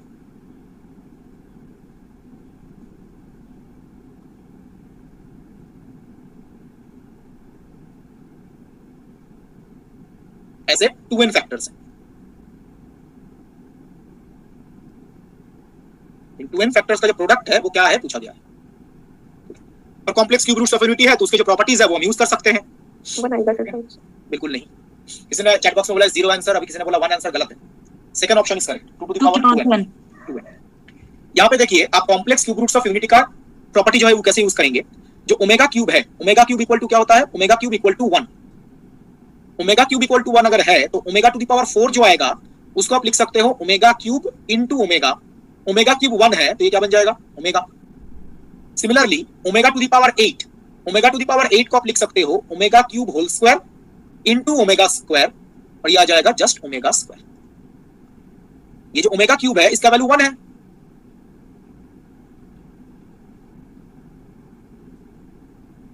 इसको आप सिंपलीफाई कर सकते हैं ऐसे। ओमेगा क्यूब 1 होता है, तुझे पहले बताया गया था। तो यहाँ पे देखिए आप क्या लिख सकते हैं इस एक्सप्रेशन को। फर्स्ट टर्म तो as it is 1 minus omega plus omega square. Second factor 1 minus omega square, जो ओमेगा 4 है उसको आप लिख सकते हो ओमेगा। जो ओमेगा 4 था उसके बदले यहाँ पे ओमेगा रिप्लेस किया गया। ऐसे तीसरा फैक्टर लिखिए। तीसरा फैक्टर क्या है? 1 minus omega to the power 4 के बदले ओमेगा, और ओमेगा टू द पावर 8 के बदले ओमेगा स्क्वायर। ऐसे 2n फैक्टर्स हैं।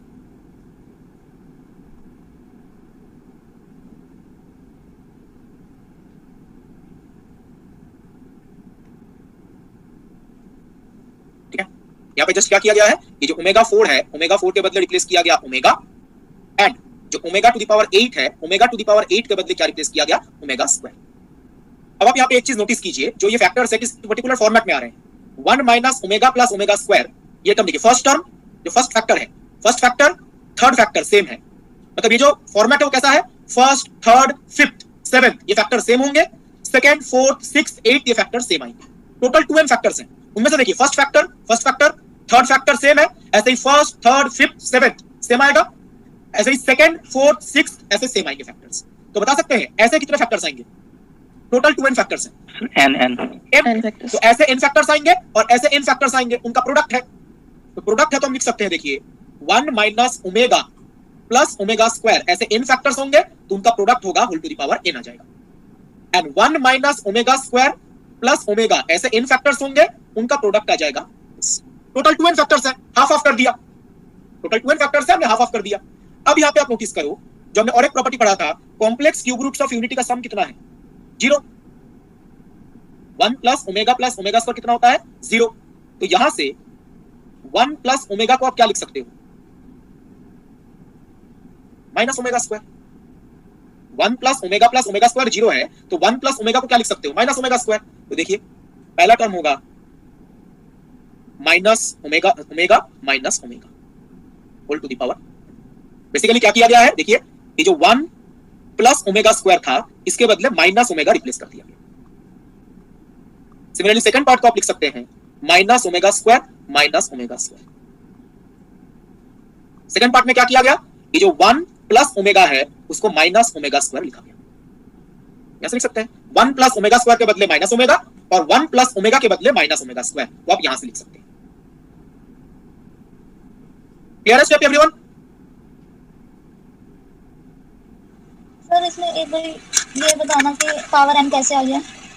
आप यहाँ पे देखिए जो फर्स्ट फैक्टर है, ऑल्टरनेट फैक्टर सेम है, जैसे फर्स्ट फैक्टर जो है थर्ड फैक्टर वही आया है, तो जैसे सेकंड फैक्टर जो है फोर्थ फैक्टर भी वही आएगा। ऑल्टरनेट आ रहा है ना, पहले ये फैक्टर आया, फिर ये दूसरा फैक्टर है, फिर जो फर्स्ट फैक्टर था फिर वो थर्ड फैक्टर सेम है ना, तो first factor, third factor, fifth factor ऐसे सेम आएंगे। ओके सर, ठीक So है। total 2n है, 2n का हाफ हो गया, तो ओके n हो गया।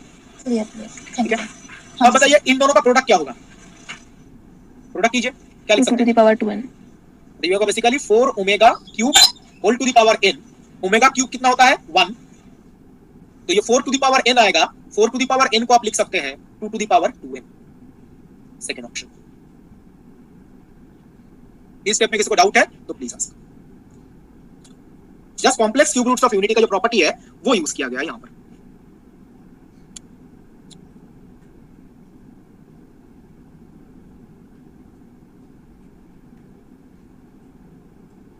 Any question in this? Sir power अगर सेम है तो सर ये जो दोनों को मल्टीप्लाई कर सकते हैं बेसिस को, अगर पावर सेम है जैसे आपने किया 2 × 2 4।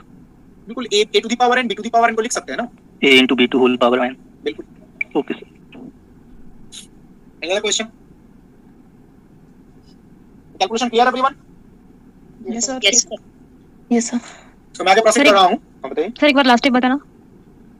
ये बात ये यहां पे हमने ये 4 ओमेगा क्यूब कैसे है, क्लियर है? नहीं सर वही बताना। यहाँ पे क्या आएगा, -2 ओमेगा आएगा ना, यहाँ पर -2 omega whole to the power n, और यहाँ पे आएगा -2 ओमेगा स्क्वायर, तो -2 ओमेगा स्क्वायर इनटू -2 ओमेगा कितना होगा, हाँ ठीक है सर। 4 omega cube. बस मल्टीप्लाई कर दिया गया, -2 ओमेगा स्क्वायर 4 ओमेगा क्यूब। तो मैं आगे प्रोसीड कर रहा हूँ। Yes sir. तो कॉम्प्लेक्स एनालिसिस में और भी कुछ इंपॉर्टेंट रिलेशन है, ये जो हम बहुत जगह पे यूज करते हैं, दिस वन। ये बेसिकली जो हमने देखा था, जो एक्सपोनेंशियल जो ऑयलर्स फार्मूला था उसी से रिलेटेड है ये। cos थीटा अगर कहीं पे रहता है, cos थीटा उसको हम एक्सपोनेंशियल में लिख सकते हैं, जैसे cos theta is equal to this 1/2 e to the power iota theta plus e to the power minus iota theta. sin theta है तो उसको भी हम एक्सपोनेंशियल में लिख सकते हैं इस तरीके से। अगर cos हाइपरबोलिक थीटा होता है, cos हाइपरबोलिक थीटा उसको भी एक्सपोनेंशियल में लिख सकते हैं इस तरीके से, और sin हाइपरबोलिक थीटा उसको भी एक्सपोनेंशियल में हम ऐसे लिख सकते हैं। ठीक है, ये काफी इंपॉर्टेंट रिलेशन है। cos theta, sin theta, cos hyperbolic theta, sin hyperbolic theta को हम एक्सपोनेंशियल में चेंज कर सकते हैं। e to the power theta अगर रहता है, e to the power theta क्या होगा, cos hyperbolic theta plus sin hyperbolic theta, और e to the power minus theta क्या होता है, cos hyperbolic theta minus sin hyperbolic theta. ठीक है, एंड लास्ट जो रिलेशन लिखे गए हैं, cos थीटा और cos हाइपरबोलिक थीटा में क्या रिलेशन है, जैसे ये cos थीटा है और ये cos हाइपरबोलिक थीटा है, इनमें क्या रिलेशन है। सिमिलरली sin थीटा और sin हाइपरबोलिक थीटा में क्या रिलेशन है, तो this is the relation, cos hyperbolic x is equal to cos iota x and sin hyperbolic x equal to minus iota sin iota x। तो cos hyperbolic और cos के बीच में ये relation है, sin हाइपरबोलिक और sin के बीच में ये रिलेशन है। ये रिलेशन भी काफी यूजफुल है। इस स्लाइड में जितने भी रिलेशन लिखे गए हैं ये फ्रीक्वेंटली यूज होता है कॉम्प्लेक्स एनालिसिस में। तो मैं ब्रीफली यहाँ पे बताऊंगा ये जो रिलेशन लिखा गया है, जो कॉस हाइपरबोलिक और कॉस में जो रिलेशन है, या साइन हाइपरबोलिक और साइन में जो रिलेशन है, ये कैसे आता है। काफी बेसिक कैलकुलेशन है। यहां पर देखिए, अगर हम साइन एक्स से स्टार्ट करते हैं या साइन थीटा से स्टार्ट करते हैं, देखिए साइन थीटा इक्वल टू क्या है, साइन थीटा है 1/2 आयोटा। मैं साइन वाले बता रहा हूं क्योंकि उसमें थोड़ा प्लस माइनस साइन में लोग कंफ्यूज कर देते हैं, इसलिए मैं साइन वाला बता रहा हूं। कॉस वाला कैलकुलेशन ज्यादा आसान है। तो साइन थीटा को आप लिख सकते हो, नाउ सपोज आपने क्या किया, यहां पे थीटा के बदले आयोटा एक्स रिप्लेस कर दिया, तो theta is equal to iota x. तो थीटा के बदले अगर आप आयोटा एक्स रिप्लेस करेंगे ये आएगा sine iota x is equal to 1/2 iota e to the power iota square x, iota iota iota square बनेगा, और यहां पे आएगा e to the power minus iota square x। Iota square का value -1 होता है, इसको आप लिख सकते हैं, देखिए 1/2 iota e to the power minus x minus e to the power x, iota square -1। अब मुझे बताइए इसके बदले आप क्या रिप्लेस कर सकते हो, रिलेशन लिखा गया ऊपर e to the power -x minus e to the power x, sine hyperbolic x minus sine -2 sine hyperbolic. बिल्कुल ये रिलेशन चेक कीजिए, इसे आप लिख सकते हो -2 साइन हाइपरबोलिक x, इसके बदले आएगा -2 sine hyperbolic x। Be careful about the minus sign, यहां पे अगर आपने माइनस मिस्टेक कर दिया तो आपको रिलेशन भी गलत ही आएगा। तब देखिए तो हम लिख सकते हैं साइन आयोटा x से हमने स्टार्ट किया था, तो sine iota x is equal to, ये सिंप्लीफाई करेंगे तो ये आ जाएगा आयोटा साइन हाइपरबोलिक x। यहाँ पे 2 फैक्टर तो कैंसिल करेगा, ये 2 और ये 2, यहाँ पे माइनस साइन है, 1 आयोटा कितना होता है, 1 आयोटा माइनस आयोटा, तो माइनस माइनस प्लस आ जाएगा। तो साइन आयोटा x और साइन हाइपरबोलिक x, इसके बीच में ये रिलेशन एग्जिस्ट करता है। इसी को अगर हम आयोटा का साइड चेंज कर देते हैं, जो ऊपर रिलेशन लिखा गया है वो आ जाएगा, जस्ट साइड चेंज कर दीजिए आयोटा का, sine hyperbolic x is equal to sine change, sorry side change करेंगे तो ये माइनस आयोटा आ जाएगा। ये रिलेशन ऊपर लिखा गया है। आई थिंक ये स्टेप्स क्लियर है, हाइपरबोलिक फंक्शन और ये साइन फंक्शन में कैसे रिलेशन डिराइव किया, ऐसे आप ये रिलेशन भी डिराइव कर सकते हैं। कॉस वाला वो ज्यादा आसान है, इसमें साइन मिस्टेक होने का चांस नहीं है, इसमें सारे सब में प्लस आता है, इसमें साइन मिस्टेक होने का चांस है, इसलिए मैंने साइन वाला बताया। ठीक है, इसने आप 2-3 लोगों ने यहाँ पे क्वेश्चन किया है, ये चीज ध्यान रखिए, बहुत लोग बताते हैं इसको हाइपरबोलिक ये वर्ड क्यों यूज किया गया है। इसको हाइपरबोलिक वर्ड इसलिए यूज किया गया है, ये जो साइन थीटा और कॉस थीटा है ना, ये सर्कुलर फंक्शंस है। जो साइन थीटा और कॉस थीटा लिखा जाता है, साइन थीटा और कॉस थीटा ये सर्कुलर फंक्शंस है, वेयर एज जो कॉस हाइपरबोलिक और साइन हाइपरबोलिक है इनको हाइपरबोलिक फंक्शन बोला जाता है। हाइपरबोलिक किस सेंस में बोला जाता है, देखिए एंड कॉस थीटा, इन दोनों को बोला जाता है circular function. These are circular functions.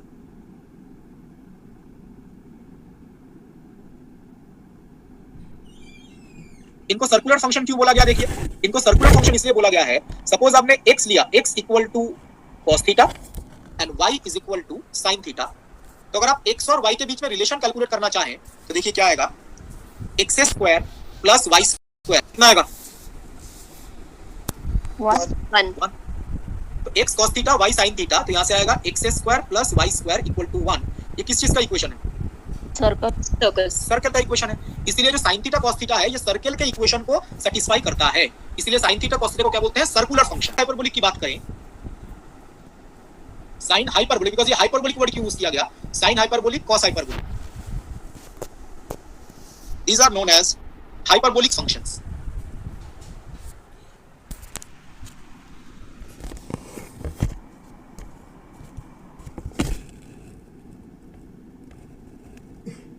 यहां पे अगर आप x को cos हाइपरबोलिक थीटा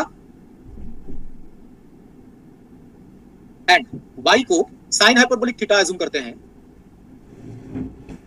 तब देखिए x और y में क्या रिलेशन है, x square minus y,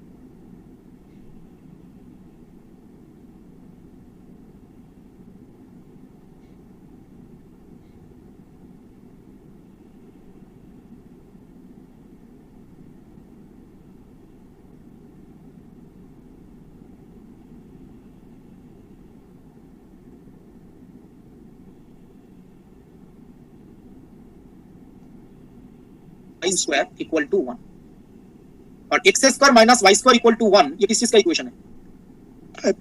hyperbola. तो इस केस में ना इसको हाइपरबोलिक फंक्शन बोला जाता है। जो साइन थीटा कॉस थीटा है वो सर्कल का इक्वेशन सेटिस्फाई करता है, इसलिए सर्कुलर फंक्शन, और साइन हाइपरबोलिक कॉस हाइपरबोलिक ये हाइपरबोला का इक्वेशन सेटिस्फाई करता है, इस सेंस में इसको हाइपरबोलिक फंक्शन बोला जाता है। ठीक है, और उनके बीच में रिलेशन क्या है ये तो अभी डिस्कस किया हमने। ये भी चीज बता देते हैं बिकॉज़ ये हो सकता है कभी जरूरत पड़ जाए आपको। कॉस हाइपरबोलिक एक्स इसका ग्राफ और साइन हाइपरबोलिक एक्स का ग्राफ, बस हो सकता है कोई ऐसा ग्राफ डायरेक्ट तो पूछा नहीं जाएगा जैसे इसका ग्राफ बताइए, किसी क्वेश्चन में भी आपको जरूरत पड़ सकता है इन दोनों का जो ग्राफिकल रिप्रेजेंटेशन।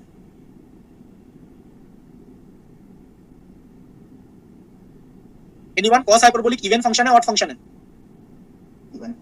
इवन फंक्शन, बिल्कुल सही। कॉस हाइपरबोलिक इवन फंक्शन है और साइन हाइपरबोलिक ऑड फंक्शन है।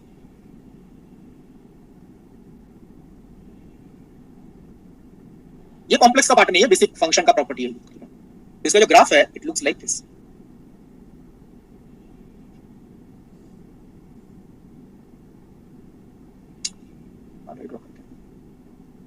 दिस इधर भी ऐसे दिखे बिटवीन +1 to -1। ठीक है, ये वैल्यू कितना होगा? मतलब x = 0 पे कितना वैल्यू है? 1। x = 0 पे इस फंक्शन का वैल्यू 1 है। तो कॉस हाइपरबोलिक का ग्राफ ऐसा दिखेगा। जो साइन हाइपरबोलिक है ये ऑड फंक्शन है, इसका ग्राफ ऐसा।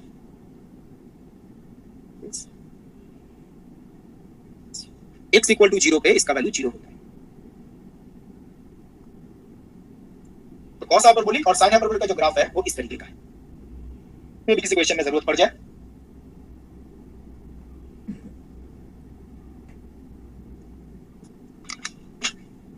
Hello sir. हाँ बताइए सर प्लीज लोग का ग्राफ भी बता दीजिए। मैं एक आपको ग्रुप में एक फाइल शेयर कर दूंगा, ठीक है? ये जो डिफरेंट फंक्शंस हैं इनके जो ग्राफ्स हैं, ठीक है? ओके फाइल शेयर कर दूंगा। सर पिछली स्लाइड कर दो।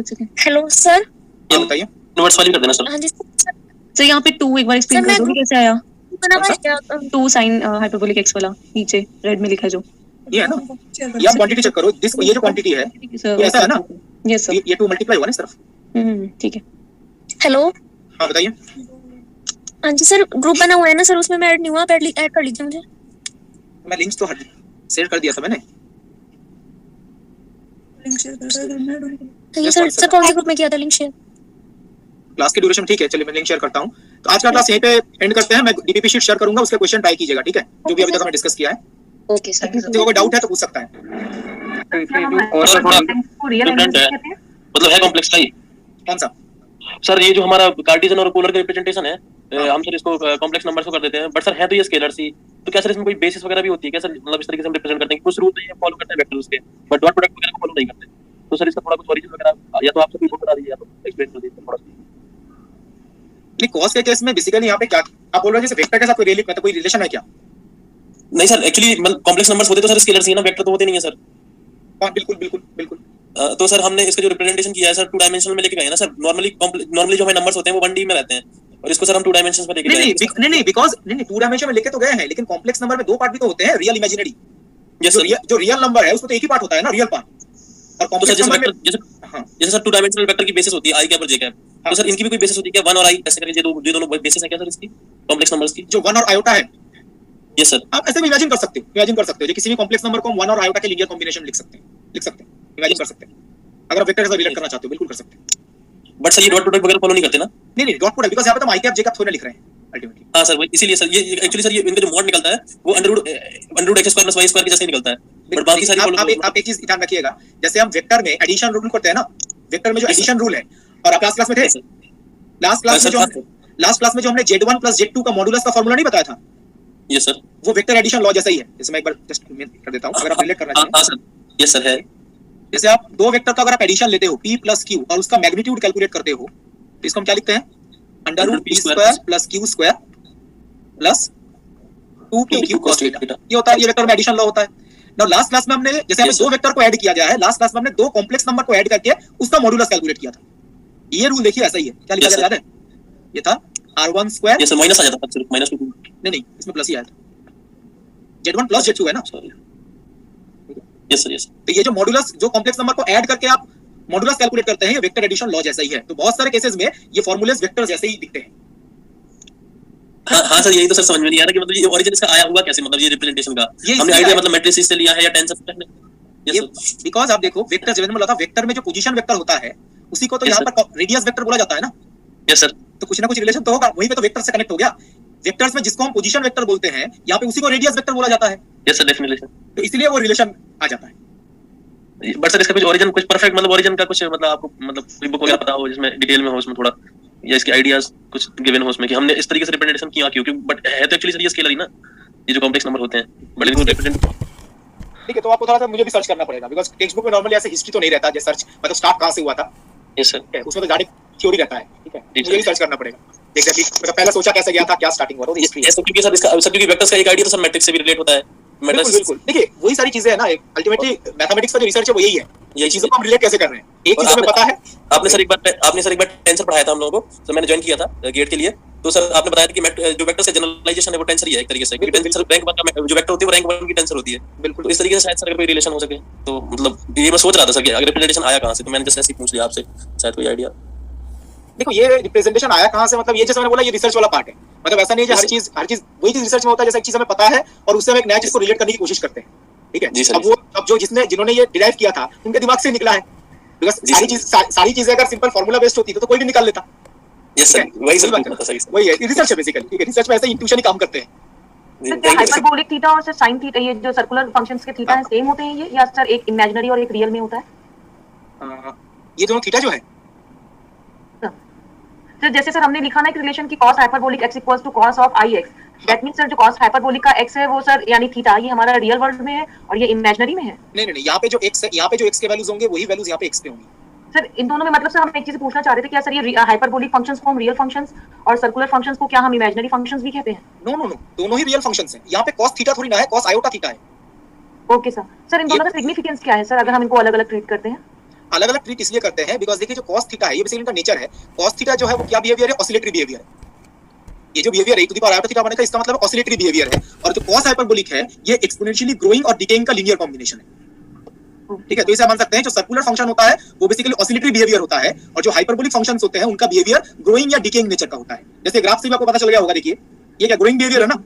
Yes sir. और यहाँ पे देखिए ये एक ग्रोइंग है और एक ऐसे इधर जा रहा है, ग्रोइंग और डिकेइंग बिहेवियर है basically. Okay sir, thank you sir.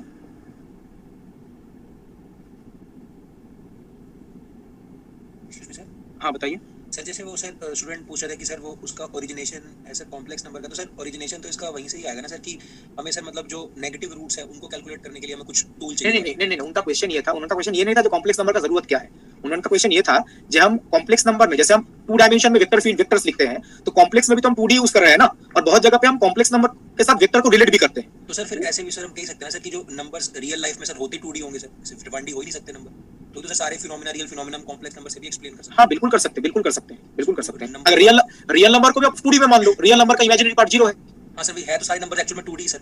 बिल्कुल। उन्होंने क्वेश्चन ये किया था ये जो वेक्टर के साथ रिलेट करना ये इनिशियली सोचा कैसे गया था, उनका क्वेश्चन ये था। सर ये सर वेक्टर मतलब इसमें आप वेक्टर से मतलब जैसे वेक्टर से रिलेट तो नहीं कर रहे ना सर, इसमें तो बस हम एक नंबर को 2D मान रहे हैं, तो सर अपने आप ही पोलर फॉर्म जनरेट हो रही है। हां, तो अगर पोलर फॉर्म आ जाएगी ना सर, क्योंकि x और y आपने पहले ही बोला कि 2D है। बिल्कुल, और 2D फॉर्म आएगा तो वहां पे पोजीशन वेक्टर तो आएगा, पोजीशन वेक्टर आएगा, क्योंकि आप बोल रहे हो कि नंबर के 2 कोऑर्डिनेट्स हैं x। बिल्कुल। तो सर फिर वेक्टर को सर मतलब जैसे आपने कहा कि वेक्टर से रिलेट, सर इसमें वेक्टर से रिलेशन की बात ये नहीं कि हम इसको मान रहे हैं कि नंबर 2D होते हैं, ये बेटर नहीं है सर कहना कि नंबर्स ही 2D होते हैं। वेक्टर को वेक्टर का 2D रिप्रेजेंटेशन हमें पता है कि वो p vector plus q vector होता है, नंबर्स का 2D रिप्रेजेंटेशन है सर ये, मतलब ये कॉम्प्लेक्स नंबर का 2D रिप्रेजेंटेशन है। बिल्कुल किसी भी रियल नंबर, कोई भी रियल नंबर, कोई भी कॉम्प्लेक्स नंबर है वो 2D में रिप्रेजेंट ऐसे ही होगा। बात ये जब हम कॉम्प्लेक्स नंबर लेके चल रहे हैं, आपका बात सही है, जब कॉम्प्लेक्स नंबर लेके चल रहे हैं उसके अंदर सारे नंबर्स ही तो आ गए। हां सर, सभी आ गया, वो तो सभी आ गया, बिल्कुल पूरा आ गया। कॉम्प्लेक्स नंबर के अंदर तो रियल नंबर भी आ गया, पूरा इमेजिनरी पार्ट। बिल्कुल।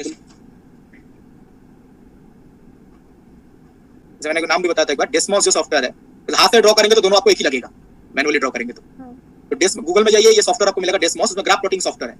उसमें एक ग्राफ आप ड्रॉ कीजिए fx equal to x square का, x स्क्वायर पैराबोला का है ना इक्वेशन को, और दूसरा फंक्शन जो मैंने cos हाइपरबोलिक x लिखा, और उसको आपको दोनों में फर्क पता चल जाएगा। बस 1 मिनट वेट कीजिए, मैं ना गूगल क्रोम ओपन करके आपको शो करता हूं। Yes sir.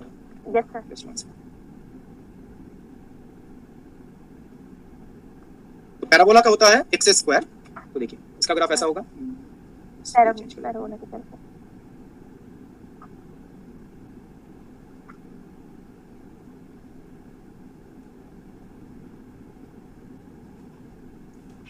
लिंक पे आ रहा है this chat does not seems to exist. नहीं, इसी लिंक से सब लोगों ने ज्वाइन किया है। तो ज्वाइन करो ऐसा। आपने टेलीग्राम ऐप डाउनलोड किया है? Yes sir. हाँ, तो उसके बाद हो जाएगा।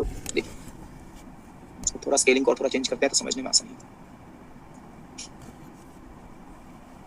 देखिए एक्स स्क्वायर ये पैराबोला का इक्वेशन है, तो एक्स स्क्वायर मतलब ये जो रेड वाला ग्राफ है और कॉस हाइपरबोलिक ब्लू वाला ग्राफ है, दोनों का ग्राफ क्या सेम है? नहीं सर, अलग अलग है। अलग अलग है, लेकिन हाथ से ड्रॉ करते हैं ना तो दोनों को एक ही टाइप का देखने में लगता है। Okay sir, thank you sir. और कोई डाउट? नहीं सर। Hello sir. हाँ बताइए सर, ये हाइपरबोलिक फंक्शन का ये x cos h x sir, ये x = 0 पे 1 ही इसका वैल्यू हो रहा है सर, इसके बारे में थोड़ा बता सकते हैं क्या? और मतलब 1 क्यों हो रहा है? हाँ सर, कुछ ऐसा ही जानना था। ये तो ऐसे पता चलेगा। cos हाइपरबोलिक x को आप ये लिख सकते हैं ना, तो अगर आप x के बदले 0 रिप्लेस कर देते हैं तो राइट हैंड साइड में भी 0 रिप्लेस करना होगा। e⁻0 + e⁻−0 कितना आ रहा है? 1 + 1/2 1 ही तो आएगा।